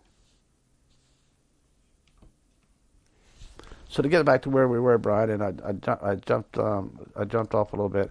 Dole would sit in the cloakroom and take in as much as he could, making friends, talking about this and that and the other. And he would sort of pay attention a little bit that I caught what was being said down at my desk, where the three of us were trying to answer questions. And of course, we were told never to give out information, but this wasn't accurate. But when senators' offices would press you into something, you had to give them an answer. You couldn't say, I don't know. So we did the best we could. And sometimes we didn't give an accurate answer or a full answer. And I can remember Dole looking down with that look he'd get on his face, which I've said a million times, and sort of cock that one eyebrow and sort of shake his head and give that little left-hand wave off just to say, I don't think they know what they're talking about. So I said, oh, we better watch this one. He's coming full bent for leather. But I think he sort of took the old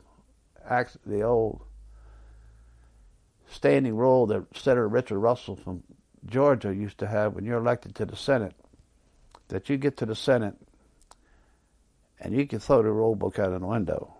You can read it until you're blue in the face and you're not going to understand it. The only way you could understand the Senate rules is to sit on the floor, to watch, to listen, to ask questions, to hear those terms in the roll book used by the presiding officer and by the senators on the floor asking this, that, or the other. To constantly be on the floor as much as you can to watch the Senate proceedings, that's how you learn the Senate rules. And as Richard Russell used to say, and then maybe in your second year in the Senate, you can think about giving your maiden speech. And that was the gospel for years around there. And I think Dole took that to heart to a degree. The latter part, as far as waiting to speak. Because when Dole got there, the first thing he lit into was supporting his friend in the White House. Supporting the president, day in and day out. Nixon. And the war amendments. Vietnam. Kennedy and Hollings coming on the floor and saying, Nixon is extending this war for his own personal use, which Dole would tear him apart as best he could. And we had a standing order in the cloakroom that whenever someone come on the floor, whoever it was, to criticize Nixon, or to take up was this prior to Watergate? Yes, it was. To take on Nixon about the war, which was not a Republican war. That's debatable. But we had a standing order to get on the telephone and call Joanne Coe in Dole's office, or Betty Meyer in Dole's office, and to tell him whatever he's doing, they're on the floor, and so forth and so on, and here would come Dole. And he would take up for Nixon in the White House.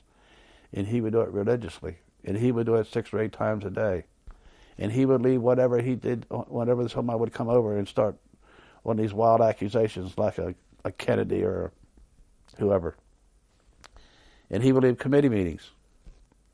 He would make speeches on the floor in the morning called special orders, when they could reserve 10 or 15 minutes to speak to whatever they want to, and he would try to clarify something or defuse something that was said the day before.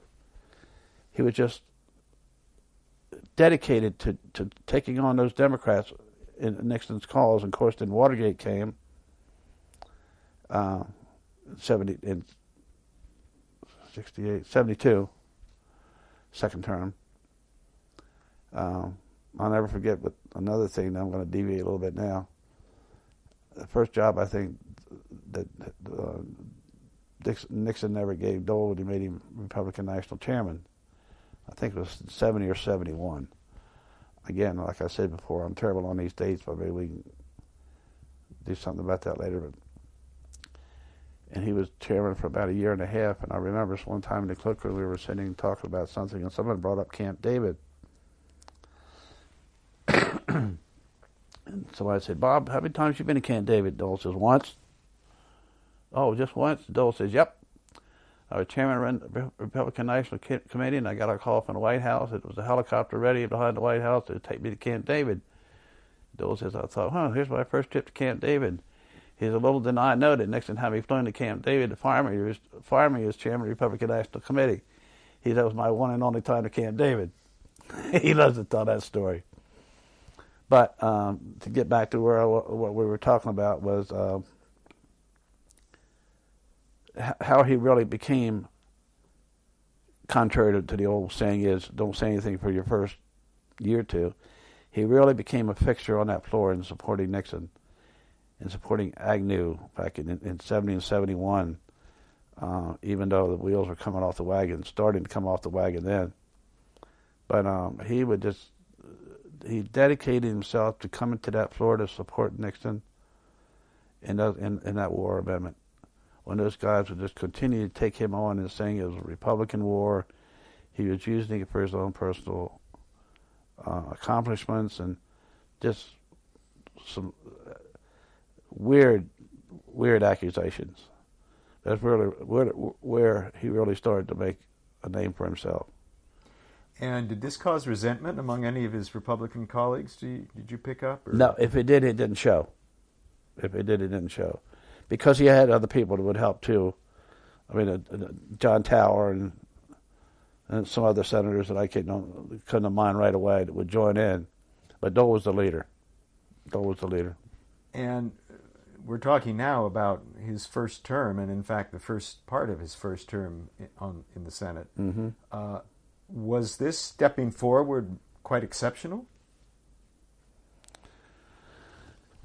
Yes and no. It all depended on the personality. When some people would come in there and they would do the same thing to a degree, like Dole did.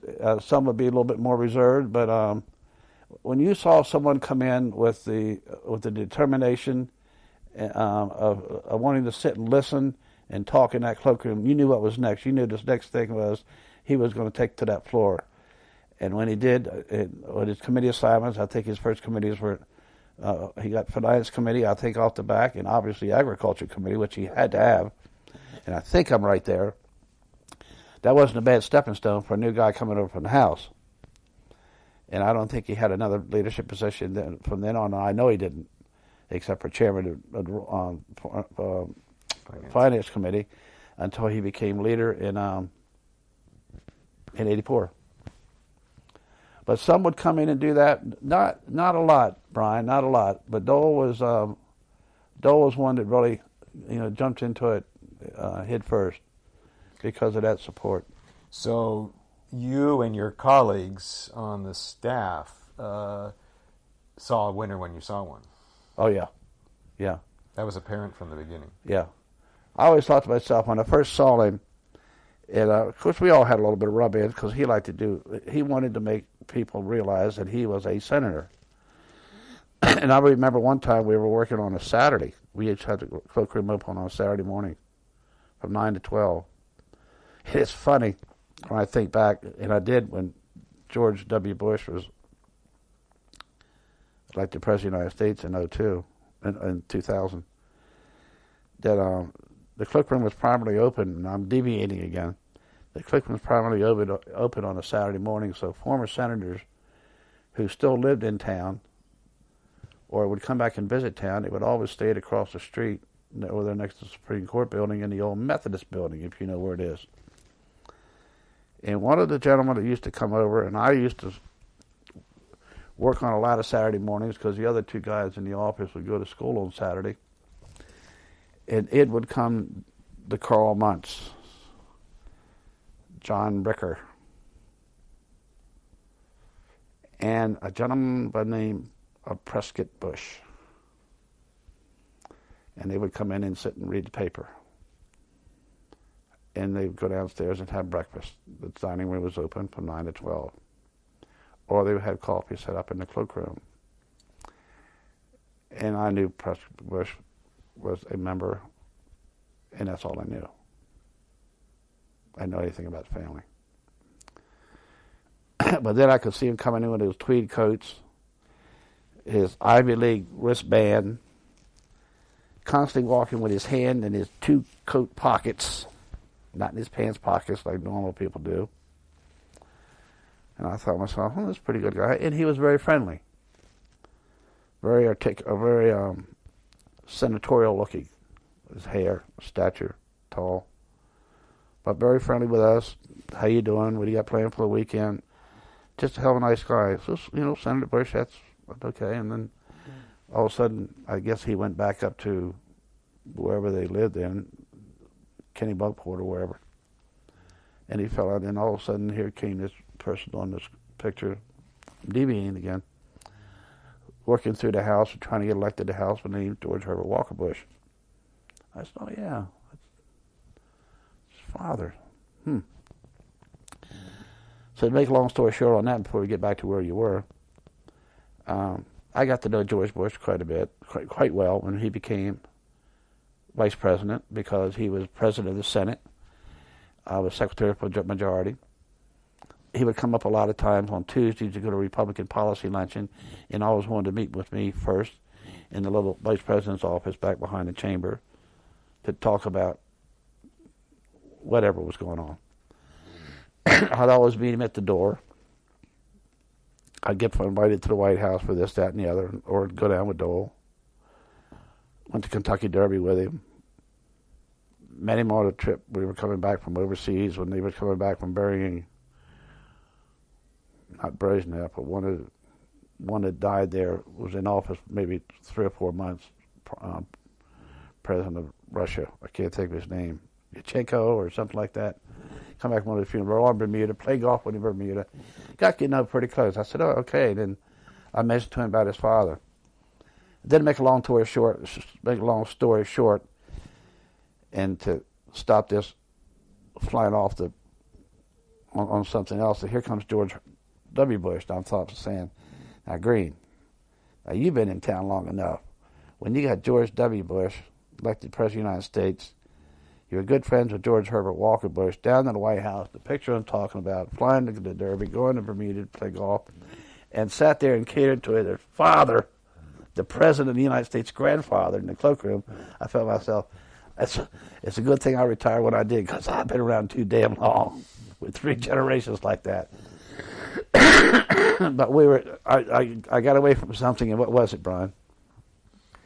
We were talking about Dole coming in. Oh, I had one question for you. And this is another deviation. You mentioned the old Methodist building. Was that a hotel? No, I think it was originally a soldier's home. Don't hold me to that. And I think the Methodist Church bought it, and it was a place where senators would come in town and stay when they were first elected, senators-elect, if I'm correct, until they got a permanent residence or they knew that the rest of the family was going to join them. But it didn't. I think it was bought by and refurbished by the Methodist Church, I think. But it's right there on the corner as you cross from the Dirksen and Russell building. And this matter of former senators coming to the cloakroom on Saturdays, they were more welcome on Saturdays probably than during the week because of being in the way, or... I just think they felt coming, yes. I think they felt better coming in and using the restaurant, which was kept open for their purposes and other senators' purposes, and sitting in the cloakroom and reading the papers, because the papers were delivered out back 7 days a week in the Senate lobby from every newspaper in the country. If you were a senator, you wanted that paper, it came in, so they could get back to their local newspaper 2 days old and send it in the cloakroom. And we had a problem getting them out at 12 o'clock. But I think they thought they had to run into place. It wasn't open. There was no other senators around. And they could sit there in their old hideout, and reminisce and talk and relax and sort of a break. It was it was used quite often. Quite often. This was the sixth day of the week for you. Oh, yes. Which was not unusual. It became more important when we started working 15, 16, 18 hours a day. Back during the Dirksen, Scott, and maybe up to the end of the Baker leadership, did we really start working the possible Saturdays, some Sundays, and working 12 to 14 to 16 hours a day. And then when Dole came in, it was standard operating procedures. He worked and worked, and he had no place to go. And he stayed in that office.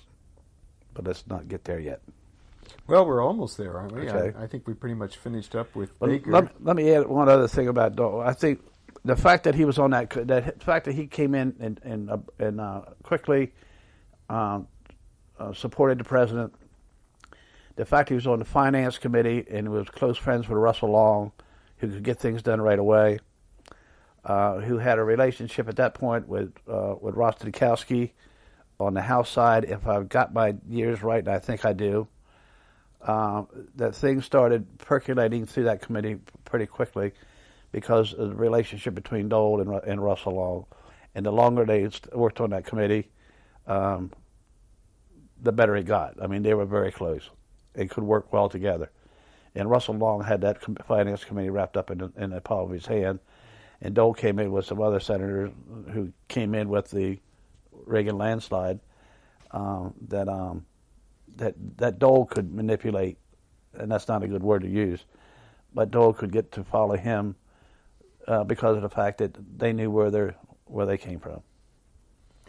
He really started to raise eyebrows, especially during the big tax bills that came through. And of course, there was all this the spending tax. Dole never saw a tax he didn't like, and all that stuff. But I think he came out of that quite well, and I think he owes a lot of that, not to his expertise and the good staff he had, but also to the relationship with Russell Long. And of course, Dole was the minority leader for so many years, and right. and then for a certain period, majority leader. So what was it like being around the guy? Being around Dole, it was fun. You always were aware of the fact that sooner or later something serious or something would happen that would cause a mood switch. He always had that wit, and he could always use it at a time that would sort of break the ice and break the pressure that was surrounding a situation. I got a lot of it very, very, very well, and we spent a lot of time together because it was my job to keep him abreast of what was going on. He was a very thorough, dedicated, a very intelligent man. Of all the people I've seen operate in the United States Senate in all the years I was there, I don't think I've seen anyone come as close to Bob Dole as being someone who could foresee something happening down the road and prepare for it. That knew how to take a senator's temperature in a little conversation over a bowl of soup in the dining room, over a phone call, to see exactly how far or what he could put together legislatively or amendment-wise with that senator. And Dole was the kind of person who would not walk up to a senator and say, I need your support on this, and here's what I think it'll do, and I'll get my people to get you a fact sheet as to how it's going to help your state. That was not his style.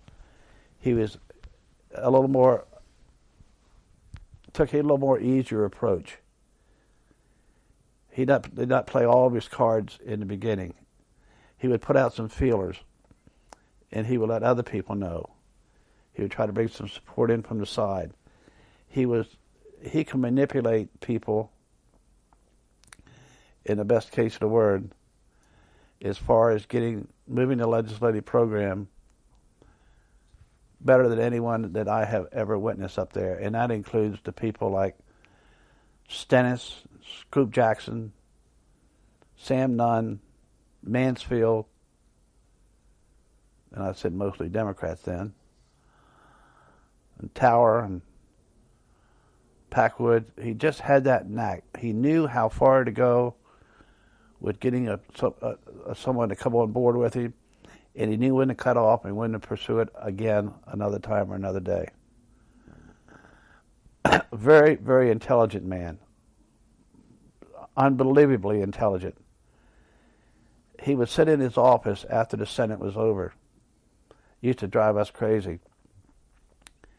Because if Dole was in the office, we couldn't go home. And if it was 10:30 or 11 or 11:30 at night, it didn't make a damn bit of difference.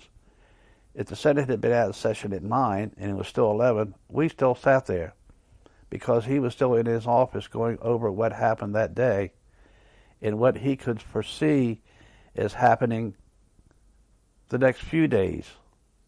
Always looking ahead. Always thinking ahead. And then we were scared that someone would go because something would pop into his head, and he wasn't a note taker. Well, for the obvious reason, he wasn't a note taker. But if something came to his mind and he didn't want that to slip his mind overnight, he would call someone in from the office. If it had to be someone that had something to do with the floor, or a vote count that I was doing for him, I was the man. If it had to be something to do with finance, it was Rod DeArmond, his chief of staff. If it had something to do with foreign relations, it was Al Lane or somebody like that, or something to do with setting up a dinner or something, then it was Joanne or Joyce McClooney. And that would happen an hour or two after the session was over with. But during that time, Brien, he would plan the next day who to approach, how to approach him, when that amendment should come up. Let's wait. Let's see what happens to this amendment. Do we want to offer this amendment in that form? A master at legislation, a master at moving that Senate. And when he saw it wasn't going to happen, there would be no movement that night, whether it was 10 or 11 o'clock, we would sit there for an hour or two with a Senate in session with all those support people, and pages, and policemen, and doormen, and cafeteria and restaurant workers. We would sit there until he would think things out, because if something came up that he could try to change or to modify prior to the next day that would expedite the next day's proceedings, he would do it. But was sitting there at night after the Senate went out of session, and he would go over in his mind, and people would leave him alone. Every once in a while he'd call you in, but you knew he was in deep. He would sit there and he'd go over in his mind everything that happened that day, and especially the personal contacts, who he talked to, how that conversation went. The next morning, I would come in, and usually before I got there, because I lived 16 miles away, he lived in Watergate, and he used to never like the idea that somebody might be a little bit late for work. Of course, he never had to worry about rush hour. There wasn't one for him. Anyhow, he would come in and he'd have those ideas that he thought about the night before, and he'd say, first thing in the morning, We hadn't even gone in session yet. Howard, just two of us, get so forth and so on the phone. Get Strom, get Thad, get somebody else. And that's when he'd fire that shot that came up the night before or that morning about how we could do something to expedite this or expedite that.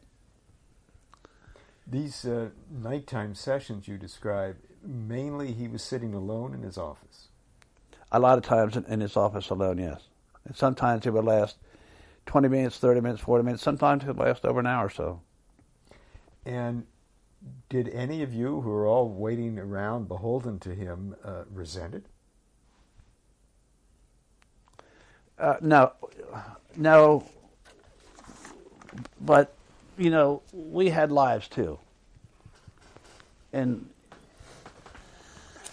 this is going to sound like sour grapes. We had lives too, and some people had families, and some people had. And we had to do the things that some senators, and I'm not referring directly to Dole, but some senators had people that would go pick up their laundry and do this and get the car fixed and do that, and we didn't have much time for that, especially when the phone would ring on Saturday or some of the toughest times would be when a senator would pass away, and I'd have to sit and contact every senator and we'd put that together. That was an awful lot of work, and then fly somewhere to bury him. But no, that mostly it was. We resented it to a degree, but we resented it to the point where you'd bite your lip and let it go, because you knew that was his lifestyle, that was his work style. And this was while he was minority leader as well as majority leader. Would that be correct? Mostly majority leader, mostly, but not altogether. Because at that point he was answering to the White House. It was much different than answering to the minority. And of course, then he was dealing with Agriculture Committee, that huge farm bill when it came through. The appropriation bills that we had, the big budget fights that we had when we lined up 40 or 50 consecutive votes in a row, because the amendments were all debated and then set aside until the end, and that was just a terrible way to legislate. But it was the mandate that was put over it, and the various other things that he had to deal with, which brought personalities into effect. The line item veto, which he was for, which rubbed Bob Byrd the wrong way. And here he was, and Byrd was leader, and he was leader, and Byrd didn't think that line item veto was constitutional, and Dole and a bunch of our people wanted to reduce spending and the deficit, and Byrd pulled his little constitution out of his pocket and lecture for 45 minutes to an hour, and eyes would roll every direction you possibly could think of. And it was a tough situation, but he would always prepare himself that night or that next day. He knew what he wanted to do, and he knew how to go about it. What about some anecdotes that you have stored away about Dole? I don't know where to start.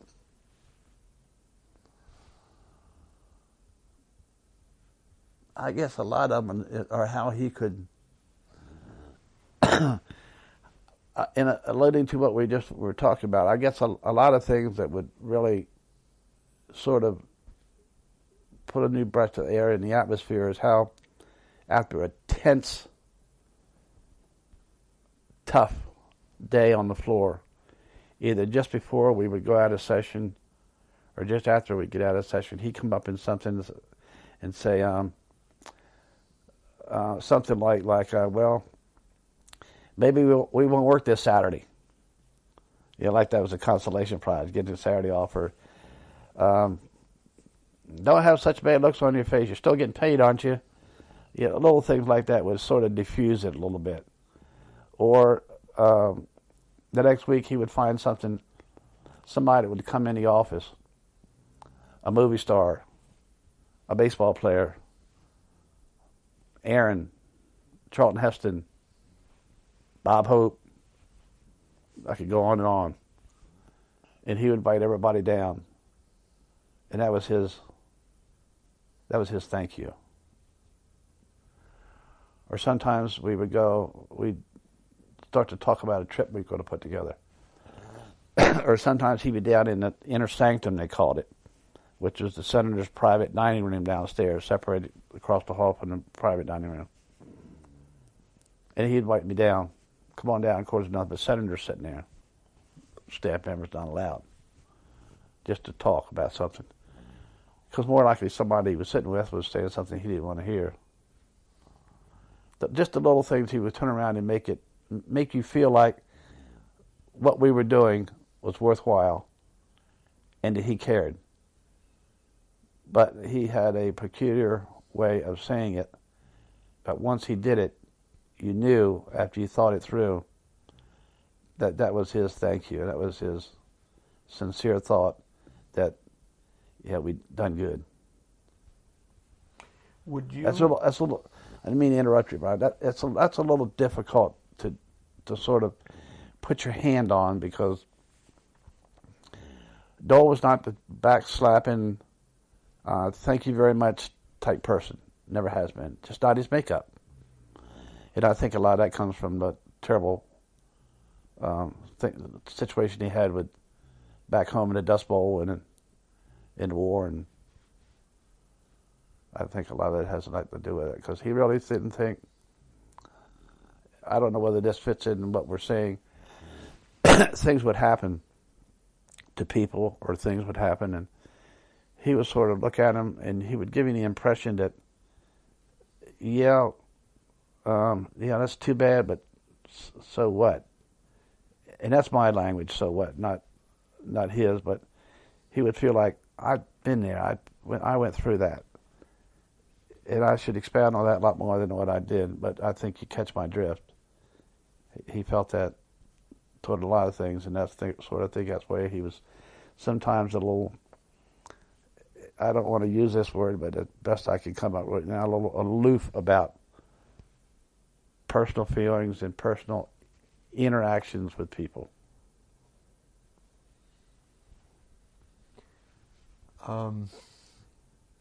Were there times when you recall where he was really down? Yes. Yeah. We had some, the obvious things, when things weren't going good with his, his brothers and sisters and stuff like that. He took that hard. And to touch on briefly, how every time the anniversary would come around of his injury or his time in bed, some organization would send a video or something like that, and it would break him up. And I always thought that was not as much pity as it was, God, if that hadn't happened, I'd have had those 36 or 38 months to do so much more than I've done already. That's nothing but my gut feeling. But he really took that hard. When he got into legislative stuff, he really didn't like the skirmishes that he had with Byrd. Although Byrd was a very hard-nosed disciplinarian, to say the least, when he was leader. I mean, you had to do it his way and no way. And Bob Dole was not the kind of person that could sit and take that. But you had to. And then there were things like the Tower nomination, which President Bush set down in 91, I think it was, something like that. Dole put everything he had into that one. Because after all, that was a member of the family. And all kinds of accusations came up, and John Tower was one of my best friends in the Senate. We kidded, we did this. We argued about sports, and John Tower and a gentleman from Arizona were like tooth and nail. They were together all the time, and they were ornery as hell, and they would pick on each other, and I would get wrapped up in the middle, and Tower's nomination came down, and things started to unravel. And Dole put everything he had into it, as did Bush. And it started to look worse and worse, and it was really pulling Dole down. Because not only it was a friend, a member of the family that was hitting the rocky road, but Dole wasn't able to control a Bush nominee like he thought he could. Now, I don't even want to think about whether Dole wanted to show Bush after what happened in the primary season, yeah, you send it here and I can do it for you. And I don't think that's necessary to get into, but when the wheels started coming off the Tower wagon, I got involved in it because Dole knew that Tower and I were close. We had the same, in my office upstairs in the corner overlooking the mall, it was in 337, and right next to my office was Johnny Tower's office. And of course, he had a lot of people up there when he was chairman of the Armed Services Committee, the Joint Chiefs of Staff, and we played tricks on each other. And I'd have ice in my office that he could use if he needed to, and my secretary would do things for him, hold a key or something like that. We were very close like that. And I remember the constant conversations that Bush would have in the Dole would have in the cloakroom with Bush. Outwardly in the cloakroom, we had two desks in the cloakroom, other than the desk where the people sat to answer the telephones. One was a desk where I would sit, the other desk where some senator could sit and sign mail. And I remember when I was down at the White House one time with Baker, Ron McMahon, who used to work for Baker, Fred McClure, who was on Bush's staff, and somebody else, and the president walked in. So, what are you guys doing here? I said, we just gave up eating in the Senate dining room. I said, and come down here to taste all this military food. And he got a kick out of that. So he walked out, and Baker says, Greene, what do you think about the vote coming up? I said, I don't like it. I don't like the damn place I'm working in, and I think that they're going to hang with John Tower. No, we'll get him through. I said, it's going to be 52-48. He's not going to make it. I agree. You know what the hell you're talking about. I said, okay. So we went back, and this came up, and that came up, and this. Nunn was doing everything he could on the damn committee to defeat him. And John Warner was playing kiss ass with Sam Nunn, waiting for Nunn to make a move or to release him to do what he wanted to. Kesselbaum had the obvious problem because of all the women's rights in the country that were against Tower. She was in a bad predicament. I don't remember whether she announced early. I think she did before the vote, but she was the only Republican that voted against Tower. I think I'm right there. The vote ended up 53-47. Yeah. The day before the vote, I was sitting in the cloakroom at one of the desks, and one of the kids ran out on the floor and got Dole, said the White House is calling. And you always tell them it's the White House because they say, this is the White House calling. Well, who's calling? This is the White House. Well, that's automatic. That was the president. So Dole got on the phone and he was talking to Bush. And he knew I was listening to him. I was staring right at him. He said, well, you know, we tried this one, we tried that, and the Democrats are in lockstep, and none, I don't know what Warner's going to do. It sounds like Warner may follow, so forth and so on, and I've tried to talk to Nancy, and I don't know this or that, and then finally he hung the phone up, and he took 2 steps toward me and to go out on the Senate floor, and he just stopped and stared ahead, and looked at me, and he says, it's over. And without even thinking, I just the words came out of my mouth. I just said, "I'll be a son of a bitch," and that was tough. To talk about eating your own for a bunch of special interest groups just got hold of it behind the White House, behind the Democrats who were hoping to get into the White House to gang together and just completely destroy a good guy like that. Not saying there wasn't something to what the charges were, but to the degree of which they charged him was in question and always will be. The news media just ate him alive. Dole really put a lot into that, as he did in the big tax bill. Oh my God, we spent so many nights on the floor with he and Russell Long and the tax bill. Of course, there's nothing more complicated on the floor than the tax bill, and you try to offer an amendment that was drafted by a member of the committee, and expect the members of the Senate to understand what they're talking about when you're not on the committee.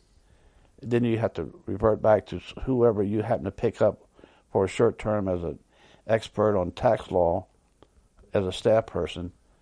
And it's just a very nerve-wracking, tense time.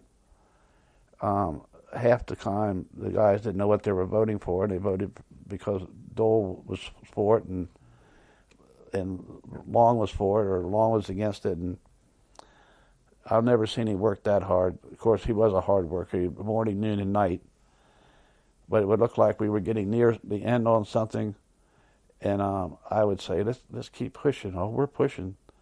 It'd be 10, 11 o'clock next morning, and this went on for 5 or 6 days, and I'd go to him, I said, "Leader," I said, coming in at 8:30 in the morning, so the time you got home, and it takes me 45 minutes to get home, time to get home, and you wind down enough to get to bed, and you get 4 hours sleep, you jump up and you're up again, and you almost meet yourself on the GW Parkway going back and forth.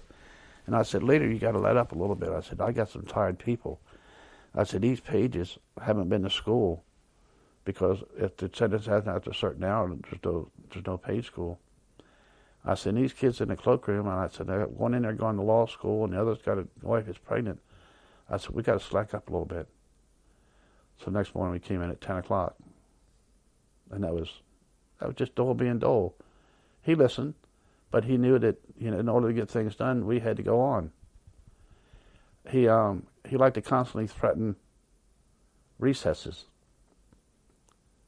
He would always say, just before it got to a big holiday recess or something like that, and, "Boys, don't spend too much money on your airline tickets. If they got anything that's not refundable, you better get it." And rarely did it happen, but it worked, because we would say, "Okay, it's Tuesday. We've got 110 amendments to go, and some had better not be offered, or some had better be refined to be accepted, because we're not leaving here this week, whether we work Friday night or Saturday in the recess, to get it done." And Dole would stick to it, 11, 11:30, 12 o'clock at night, 1 o'clock in the morning, and we get it done. I asked you about low moments. When did you see the senator really elated? There's one other thing, if I could just keep that one thought. There's one other thing I should bring up. There was a highway bill veto when Reagan was president. And I did a head count, and we had some people who were opposed to the president on the veto. And there were people that were always with us, like Steve Sims, because the amendment, the bill, now I'm going back a long time, and I might be a little off. The Westerners were going back because they didn't want to limit the speed limit on some of the roads out there. Some of the roads out west don't have a speed limit, and they wanted to limit some to 65 or something like that. They were opposed to that. Some of them were opposed to the double trailer effect. Some of them were opposed to, even back then, Mexican trucks coming in and running the highways. Anyhow, make a long story short, we were about 3 or 4 votes short of a sustaining the veto. And and Dole calls me in the office, and he says, 10, 11 o'clock in the morning, he says, get your people ready. The president's coming up. Don't say anything. I said, what do you want to do? He says, well, we're going to use the old Senate chamber across the hall. So I didn't call anybody. Next thing I know, here comes the President of the United States, all the security and stuff like that. And Baker was chief of staff, and we went in the Senate chamber, and Dole started talking about the veto thing, and there was a camera crew that White House Communications had brought in to film and audio the whole thing. And I walked over to him, and the pressure was you could cut it with a knife, because these guys, they couldn't budge because they were up for re-election. The Westerners, and it impacted a lot of the Western states. A lot of the Eastern states got so much money for highway bills that they were, just sort of a mixed match. There was no real solution to it. And so Reagan got up, and there was this camera crew in there, and they were all dressed up in their red sport coats on and their striped red ties. And I said, who are you guys with? And they said, we're White House Communication. We're filming this. I said, no, you're not. I said, you're in the Senate chamber. And I said, we don't even allow photographs in here unless it's agreed to by the majority minority leader. And he says, the guy says, young kid, 20s. He says, we're with the White House Communication. We travel with the president. I said, listen, young man. I said, I don't care who you're with. I said, I'm the Secretary of the Majority. If I need to go get my leader, I'll do it. About that time, Howard Baker walked over to me, Chief of Staff. He said, what's wrong, Greene? I said, I guess these guys are with you. I said, but Senator, I think this meeting is going to be a little bit more tense and heated than we think it is. I said, we don't do this to ourselves up here. Why should we do it and embarrass someone here?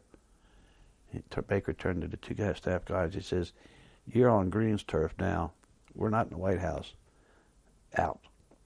And then the meeting started, and there was a lot of give and take, and Dole made a hell of a statement to try to support the president.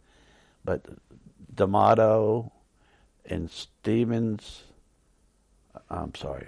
D'Amato and Sims and Slade Gorton, the Westerners who had this hang-up, were just enough to tilt it against us. And that's when the president got up and said, I beg you. Those words came out of his mouth. I beg you to support me on this veto. And he got beat. They couldn't swing the votes. Dole couldn't swing them. The president couldn't swing them. I beg you couldn't swing them. Howard Baker couldn't swing them. Tough time. See, that eats at your core when the leader and your own people apologize to you for having to do what they have to do, but if they don't, they turn around and show you that you're going to lose my seat if you don't let me do it. That is a hell of a predicament to put a leader in. That was just one more that I had to end. But didn't you start to say something else, Brien? I was just asking, since we talked about low moments, if you remember any really striking high moments for Dole. Oh, my God, yes. I think anything that he did, the way he put himself into civil rights legislation, American Disabilities Act, anything dealing with the United Negro Fund, he was... And I'm not saying that a lot of that had to do with the fact that he was gearing up to run for president or had run for president or something. I think that was just in him from Russell, Kansas. He wanted to help the people who needed school lunch. He wanted to help the people with disabilities. And of course, you can see that anywhere today with curbs and Braille and drive-thrus with things like that. That's all Bob Dole. But the things, the enormous farm bill that we passed, which was right down his alley with subsidies, and how he could cross the aisle and work with McGovern and Harkin with school lunch programs and subsidy bills and so forth and so on, and the famous get-together with Moynihan on Social Security. And then George Bush turns around a few years ago and forms the Social Security Overhaul Committee and appoints Moynihan and overlooks Dole. But he really got into stuff like that. He could sail it. He controlled that floor. Whether it was Byrd or it was Mitchell, he controlled that floor. And he was there morning, noon, and night. And he gave up his speaking, which he used to run to all the time to speak here and speak there, and he'd be back the next morning. He didn't know what it was like to sleep in a bed. How that man put up with that, I don't know. But some of those bills that, and I got a list of them, but there's no sense referring to a text like that. But some of those bills that he really got into with the tax bill, the agricultural community, anything to do with the veterans, anything to do with helping military bases around the country, and a military construction bill, just as he's doing now with Walter Reed. You could tell that the makeup of the man was in the bill for the good of the bill, not for the votes that he would get in Kansas or across the country. He was inward. He was hell-bent for leather to do this because it was the right thing to do and not the political thing to do. And it was obvious to a lot of people. Of course, the press would not turn that way. The press always would say, well, in order to run and so forth and so on, Dole's pushing this or that through. And then he would get on to meet the press, which was a great opportunity for him. I think one time he held the record for a number of appearances on Meet the Press. And Russert and Schieffer and those guys really treated him well. And he really stood up for himself, too, in explaining that type of legislation, whether it was school lunch or school busing or ADA or farm bills or tax bills or let's not spend unless we can pay for it. He really made some good points, and I think that had a lot to do with him, moving up in leadership and eventually getting on the tickets. But he would put his heart, mind, and soul. And I tell you one thing too: his staff would lie in the back of that chamber when he managed to vote, because they didn't want him to have to turn around and look for someone whose expertise might have been in this, that, and the other. Some senator across the aisle surprised him with. They better not have their ass down the hall and have to be tracked down and come up here. They better be standing on that floor when he wanted them.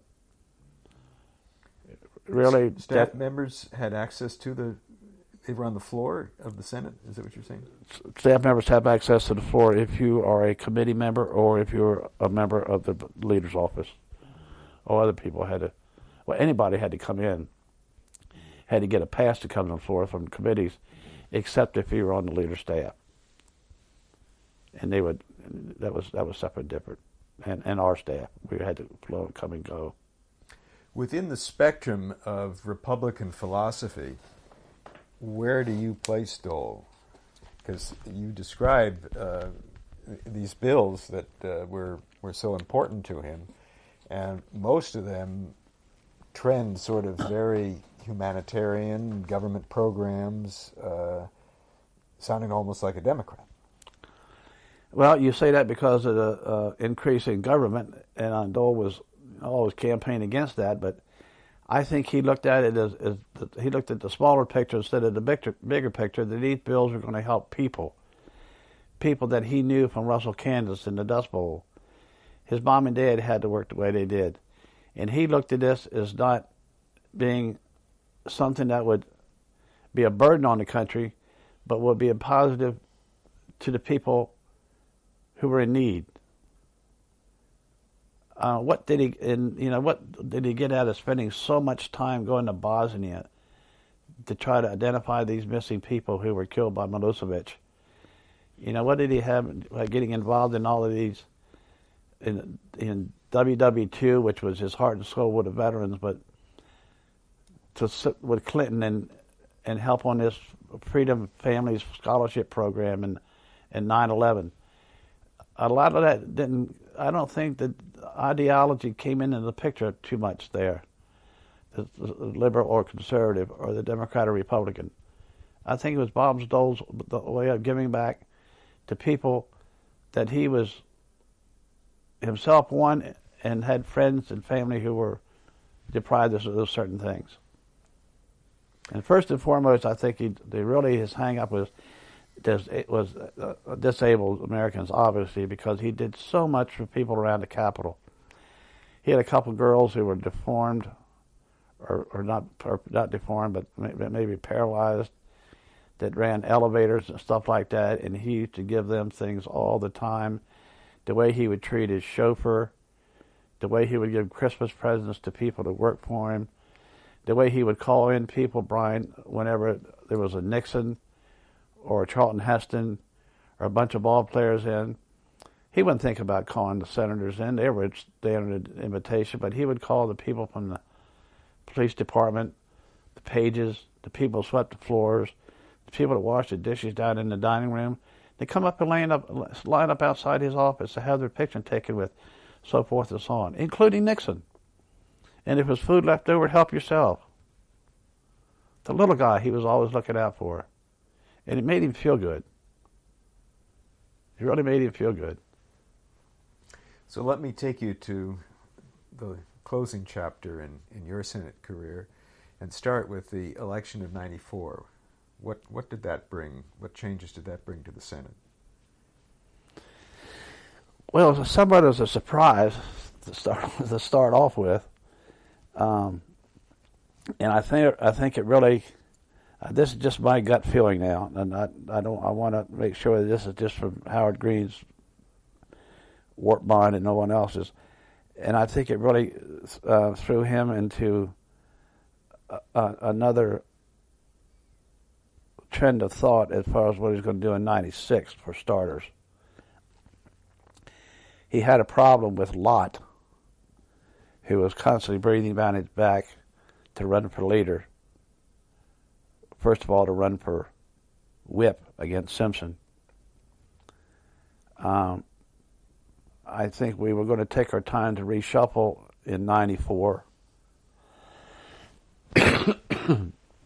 and not be so hell-bent for leather as we were before in 81. The legislation, I think, was a lot of it had to do with security and stuff like that, and trying to cut down the deficit and pay for something that you're going to spend money for by taking money from here for there. But I think the main thing was Dole was gearing up for 96, and you could sort of tell it. And although he didn't put the word out on the street that he was leaving in less than year and a half, it was a pretty awkward time because he was gone an awful lot, and he left a lot for Simpson to do, as Baker did when he was running for president, left a lot for Ted Stevens to do. And Lott was starting to act his normal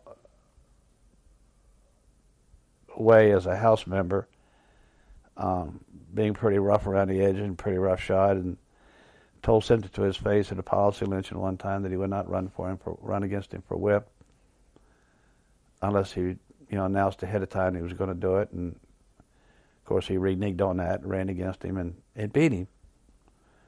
And then Lott was Dole's whip, and it wasn't too comfortable with that. And then Lott would go through the cloakroom and spend a lot of time talking to senators in the cloakroom, not knowing that he was speaking in front of my employees or didn't give a damn, and would state how, and this is prior to the word that Dole was going to leave in June of 96, and speak to the fact, well, you vote for me and we won't be here after 6 o'clock, and you vote for me and there won't be any votes till afternoon time on Friday and nothing until 5 o'clock on Monday. Well, Dole didn't play that way. You got paid. He'd always say, I'd say, Senator so forth and so on's got to leave on a plane at 4:30 in the afternoon. He wants to get to California. Well, we're not going to shut down business. He's getting paid, isn't he? He loved to say that. But Lott would come around and he would try to, I don't want to say backstab, but maybe that's a little bit too harsh, but he would try to tell people that if you did it my way, it would be much better than Dole's way. And that caused all the animosity up and down the line. And of course, Simpson, since he got beat by Lott as whip, as they all do, when they get beat from leadership election, they start to bail out. And Lott wasn't a very good colleague in the way he did things behind Dole's back. I told Dole, and he nodded his head, and I think he knew it.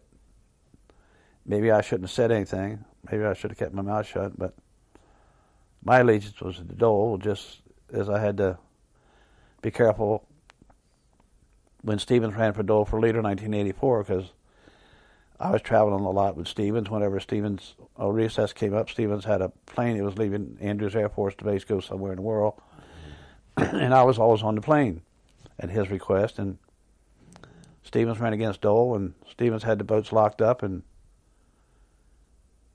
Dole beat him. And I was the head vote counter. I handed out the ballots, and I collected the ballots, and I counted the ballots. And we always had two senators would come up and count the ballots, and we did it in the old Senate chamber behind the platform, behind the dais. And I had Roger Jepson and Johnny Tower helping count the ballots, and we counted them once, we counted them twice. And I said, boys, gentlemen, I said, I want you to do it one more time. They counted them 3 times. And it was Dole that beat Stevens, and Stevens was odds on favorite to win it all. Dole sitting in the back row. And I'm standing by a curtain behind them. If you've been in the old Senate chamber, I know you have. The red curtain's gone in. I was standing off the side of one of the great pillars, and Dole was all the way in the back over here. And he looked and he caught my eye, and he went. So as he put in one of his books, Howard Greene was the first person that told him he would be elected majority leader, and I forget which one he put it in. But that was a little difficult to do, because I traveled with Stevens, and Stevens said to me, we had a trip planned that day, and we had a meeting that night, and he says, he thanked Dole, and he went to Dole and told him he would help him any way he could, and so forth and so on. And we had a meeting in Stevens' office. We were supposed to leave the next morning on a trip to, I don't know where, around the Pacific or the Antarctica or somewhere like that. This is the day of the election night in Stevens' office, and Stevens says, Howard, we're going to cancel the trip, so get hold of the military and tell them we're not going anywhere.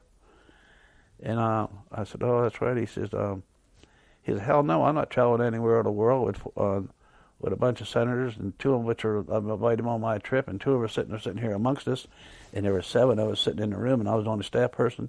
And 2 of the senators are here sitting with us that lied and said they would support me on to vote for the election, and they turned around and supported for Dole, and I'm going to get on an airplane and take them on a trip around the world.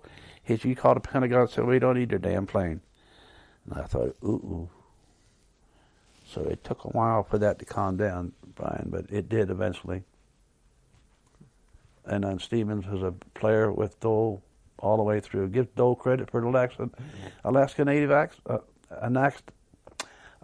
Native Claims Bill, which was the forerunner for the pipeline, getting them statehood. So, but he was really proud of the bills that he got involved in. And again, with United Negro Fund and the bills I alluded to, and there's so many more, and I've missed so many.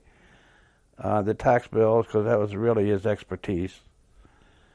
And it just goes to show you how brilliant the man was, if he could handle things like that.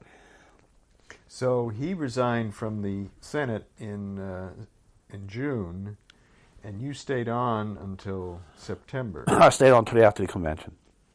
We went to San Diego for the convention. So that was your plan. You Yeah, I wanted to stay until '96. I wanted to stay until the end in the event Dole got elected for the inauguration. But Lott and I didn't see eye to eye to that. And there were other circumstances going on too that I didn't have any control over with Lott. So, and of course, the leader has a right to pick his choice for officers. And I didn't have any comment about it, except I was told I could stay until January, and he reneged on that. And of course, I didn't want anything to do with Lott anyhow. And that's my feeling, completely independent from Dole's. I just didn't think he's much of a man, and I think he's sort of proven that by some of his escapades since he's been there. But we need to let that one drop. So you resigned, or were asked to go, or? Well, it's a combination of both. You know, when somebody wants to replace you with somebody else because their prerogative, have their own person. I guess you said, well, your time is up. My retirement time is over with, and it's time when you say, you know that it's happened to other people. It's going to happen after you're gone, and so my retirement papers were in order. How did it feel to walk away from the Senate after all these years?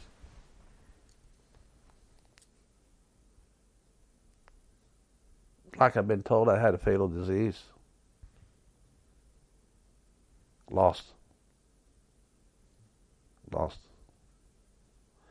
Maybe I was a little bit too strong by saying that. Just felt like you lost your sense of being. Your sense of, and I was going through a divorce at the same time, which didn't help in a lot of ways. But you go from sergeant arms to retired federal worker.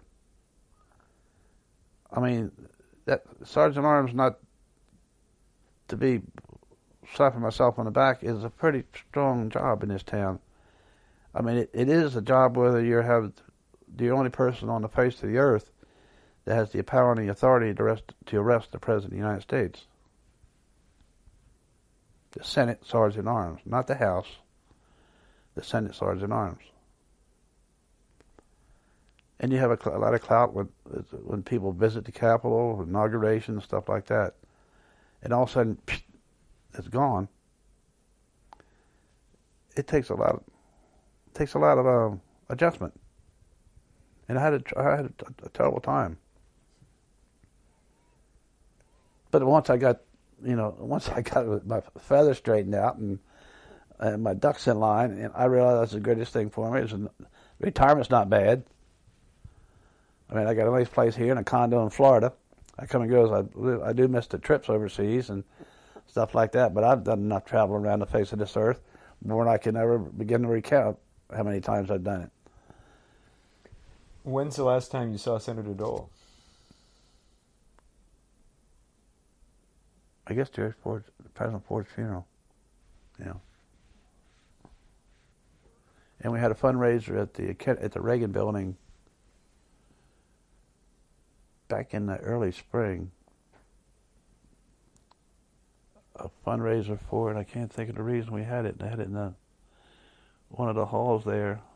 Was that for the salute for the Dole Institute? Might have been, and they had a big dinner upstairs after that. That was it. Were you there? For the earlier part of the evening. Yeah, downstairs in that big hall there. Commerce, I think. Yeah, not Constitution Hall. I think it was the Commerce Building. Yeah, okay. Big hall there, and then he had a dinner upstairs, and I was trying to sneak out, and I went over to say something to him. My junk. I went over to say something to him. I said, "How you doing? You looking good for old man?" He said, "Where you going?" I said, "I'm out of here." He says, "Chair upstairs. Got your name on it." I said, "What are you talking about?" I said, "Nothing, come on." He said, "Come on. What are you going to do?" That was his way of doing things. But some of the things he had with Nixon, just were priceless too, because he ate that stuff up when Nixon came up to visit the office. Especially some of those meetings that Nixon would have with former senators and sitting senators, and the Bob Strausses and the guys from downtown would come in. Had one meeting which you're well aware of, which happened, I think, a couple of days before Christmas, when Nixon stood in that in S-207 and talked about world affairs. I have never seen a bunch of senators, former senators, sitting senators, lobbyists, lawyers, big fat cats, the Vern Jordans, the Robert Strausses, sitting on the edge of their chair for an hour and 15 minutes and listen to a man that was so smart and so knowledgeable about world affairs. It was unbelievable the way that man had that audience in the palm of his hand. Unbelievable. And you can say what you want to about Richard Nixon. He's a very personable and very friendly and probably the most intelligent man I've been around. Dole would be close. But Dole, with intelligence, had the strategy to be a leader. He knew how to manipulate people. He knew how to work bills. He knew how to push and when to not push. But as far as Nixon, it was unbelievable. And Dole loved it when he came to the office. Dole wanted to see him so much at Saddle River when he was up there in his little apartment when Pat was getting sick, and then he'd come to the office. And one day he said to me, he says, "Hi, can we get on the Senate floor?" I said, "I think so. I got the key to it." And so he said, President Nixon comes in, he wants to see his old desk. I said, "Okay. How are we going to do that?" I said, he wants to take a picture of it. I said, "Well, we can take a picture of the desk." I said, "I can get one of the photographers to come over and do it." I said, "How are you going to get this by bird?" Dole said, "What do you mean, how am I going to get it by bird? I'm asking you to do it." I said, "Well, Bird doesn't like that kind of stuff." I said, and of course, Bird has a lot of respect for Richard Nixon. Dole said, "We'll work it out." Good saying, work it out. How are we doing? Work it out. So I figured, well, there's only one way to do this. If you can't beat them, join them. So I went over to Bird's office. I said, "President Nixon's coming up, and we're going to be locked up and out of session. He wants to see his desk one last time." And as that photograph says, where in the hell is it? President Richard M. Nixon's last visit to the Senate. It was that night. Went on the Senate floor, and I had the photographer there. And I said to Senator Byrd, I said, "I hate to ask you this because I said, I know you're feeling about Senate rules, but Senator Nixon would like to have a picture of his desk." He said, "President Nixon, sure." He said, "Howard, why don't you go set it up?" And he was going to be with me. I said, myself, photographer, you, Senator Dole, and President Nixon. He said, "I don't want a big crowd." I said, "That's okay." He said, "Sure. Do what you want to." I said, "What if he wants to go sit up in the chair where he sat when he presided over the Senate as Vice President of the United States?" He says, "Yeah, we can do that." I said, "As long as this doesn't get out." And we did it, and Nixon loved it because we wanted to find it. He cared more about that, to go around and find his desk, because as you know, they all scribble their names in their desk, and his desk had to be used by Jesse Helms, and he liked Jesse. Interesting. We're almost to the end of our recording material here. One, maybe two questions left. What effect did the televising the Senate have in 1985 that started? Yeah, Baker worked on that for a long, long time and wasn't able to get it through. And due to a lot of Baker's work, Dole got the credit for doing it because it came in on his watch. In the beginning, a lot of people didn't want to do it. A lot of people didn't want to do it because they didn't want to follow the House, which is no reason at all. But when you know the animosity between the two, you understand it. It changed the Senate, not quickly, but over a period of time, it changed the Senate to more prolonged speaking, more window dressing, as in charts that were constantly used all the time when they were never used before, to make points and to make speeches, to people coming in and wanting to speak at certain hours so they could be live on the West Coast 3 hours hence, 3 hours before us. Pete Wilson used to come in at 6 or 7 o'clock when we're about to quit, and Dole would say, "Call me when you're ready to quit. I'll come down and during this." I said, "I can't." I said, "Wilson's coming in." He said, "You mean Pete and repeat are going to come in again?" I said, "Yeah." And of course, Pete turned to be a good friend, but he didn't have any choice except to speak where it would fit in with the Preston. It helped in the end, but there were still problems with it. The Senate could run much more efficient without it, or did run. But you had people then that ran the Senate like Jim Eastland and John Stennis and Russell Long and Herm Talmadge and Sam Urban and guys like that. You didn't need a microphone to hear those voices. And you didn't, and they didn't. They would speak as long as they wanted to, whether they were wired or not. And no one had the guts to tell them your time is up. In the beginning, it was a burden. It changed the style, and it still has to this point now, where people got to get up and do a little bit more grandstanding, and a little bit less factual presentation, pro or con. What about attendance? Did it have any effect one way or the other? Not really. A lot of them like to come in. Your attendance record was going to be visible or printed regardless whether they're there or not. But what it did, though, Brian, it made a lot of people come in and give them 2 or 3 minutes to get up and explain why they voted for or against a bill where they didn't have the opportunity before. And then be on TV to use it as a campaign thing. Yeah, it helped there. But it extended the amount of time that people spoke, how often they spoke, and the style in which they spoke. In other words, more lengthy speeches with the billboards behind them, and thank God they weren't allowed to have aluminum lights and spotlights and all that stuff to make it look more like a circus background. But it changed, but eventually to the good. The people deserved to see what was going on and not to be in sunset as committees were for a while. I think my last question is more sort of setting up a scenario. If I were Bob Dole right now, what would you want to say to me? If you were Bob Dole, wow. I think probably something that I've never had a chance to say, that how much I admired the man for the leader that he was, when I could compare him to people like Dirksen and Scott and Baker and Byrd and Long and Mansfield and Mitchell and Daschle,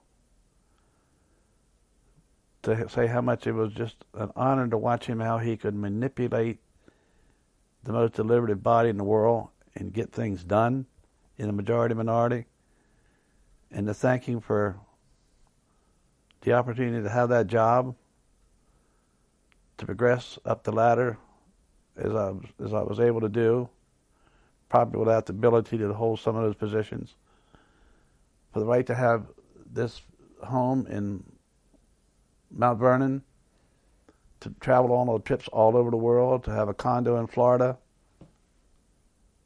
I've stood in awe of no other man than Bob Dole. I think we're done.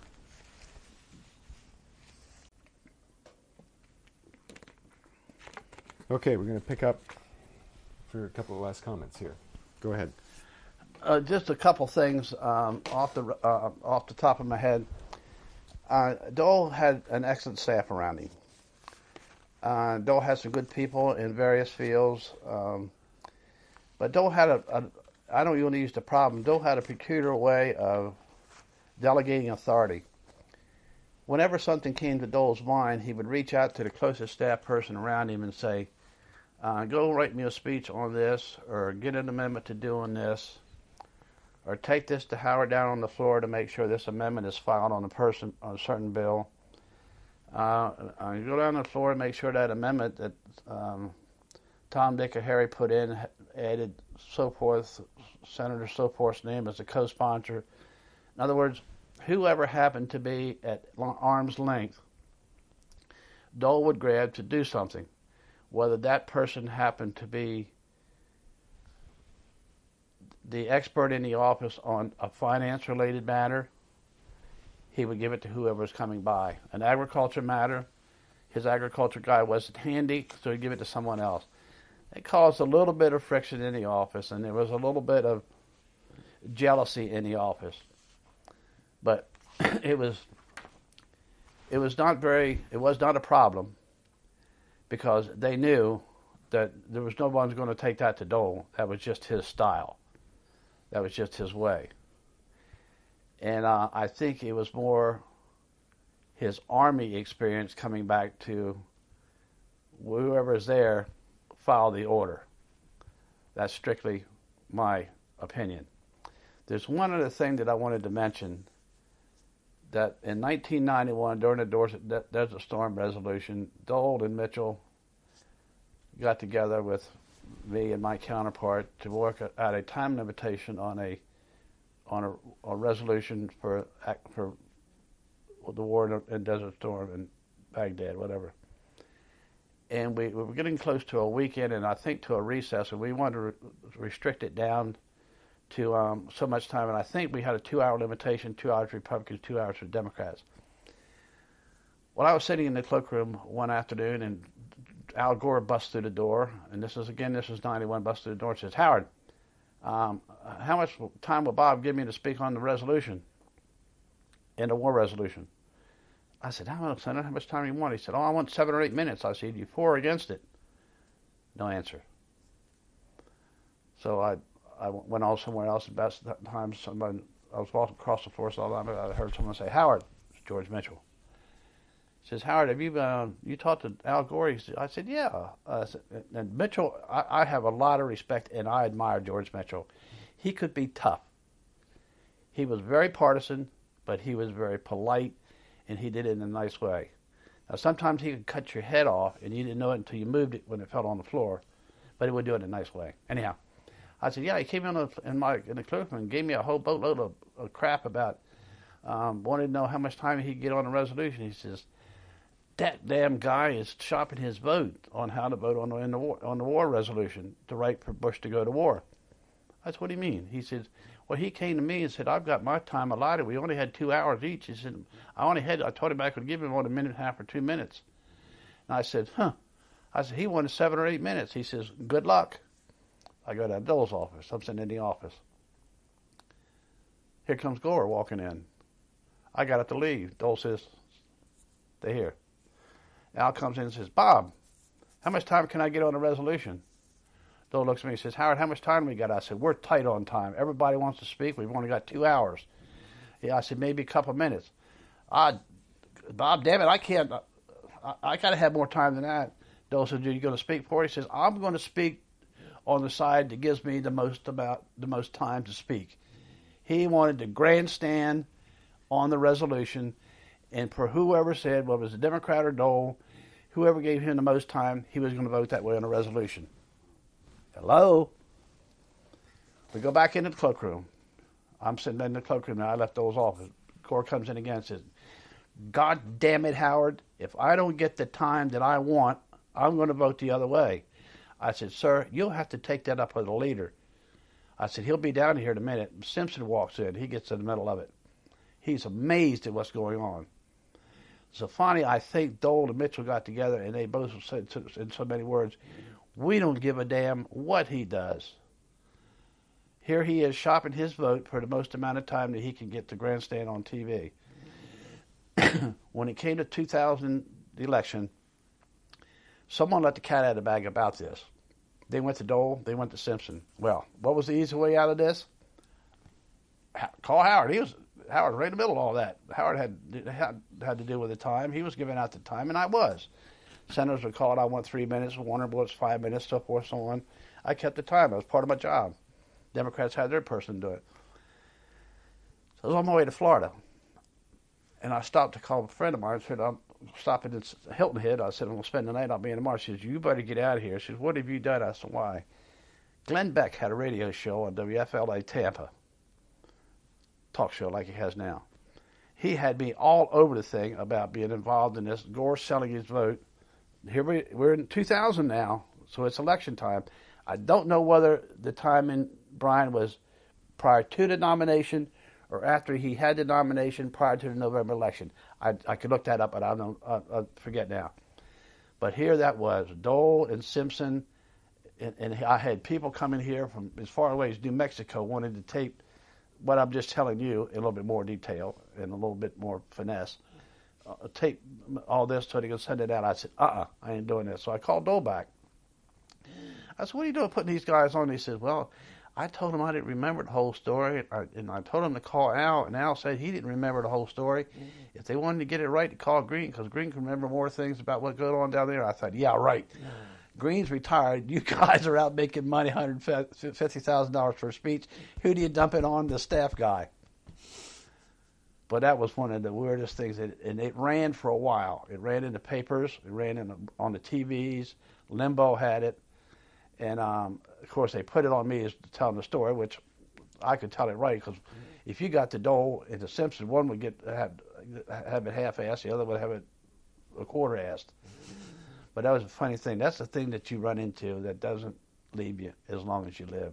When you see people aspiring to be President of the United States would run around and sell their vote for the difference between 2 minutes and 8 minutes to speak on a TV camera and aspire to be President of the United States, that's when it leads you to believe anybody or anything can be President of the United States. Should we end it on that note? That's the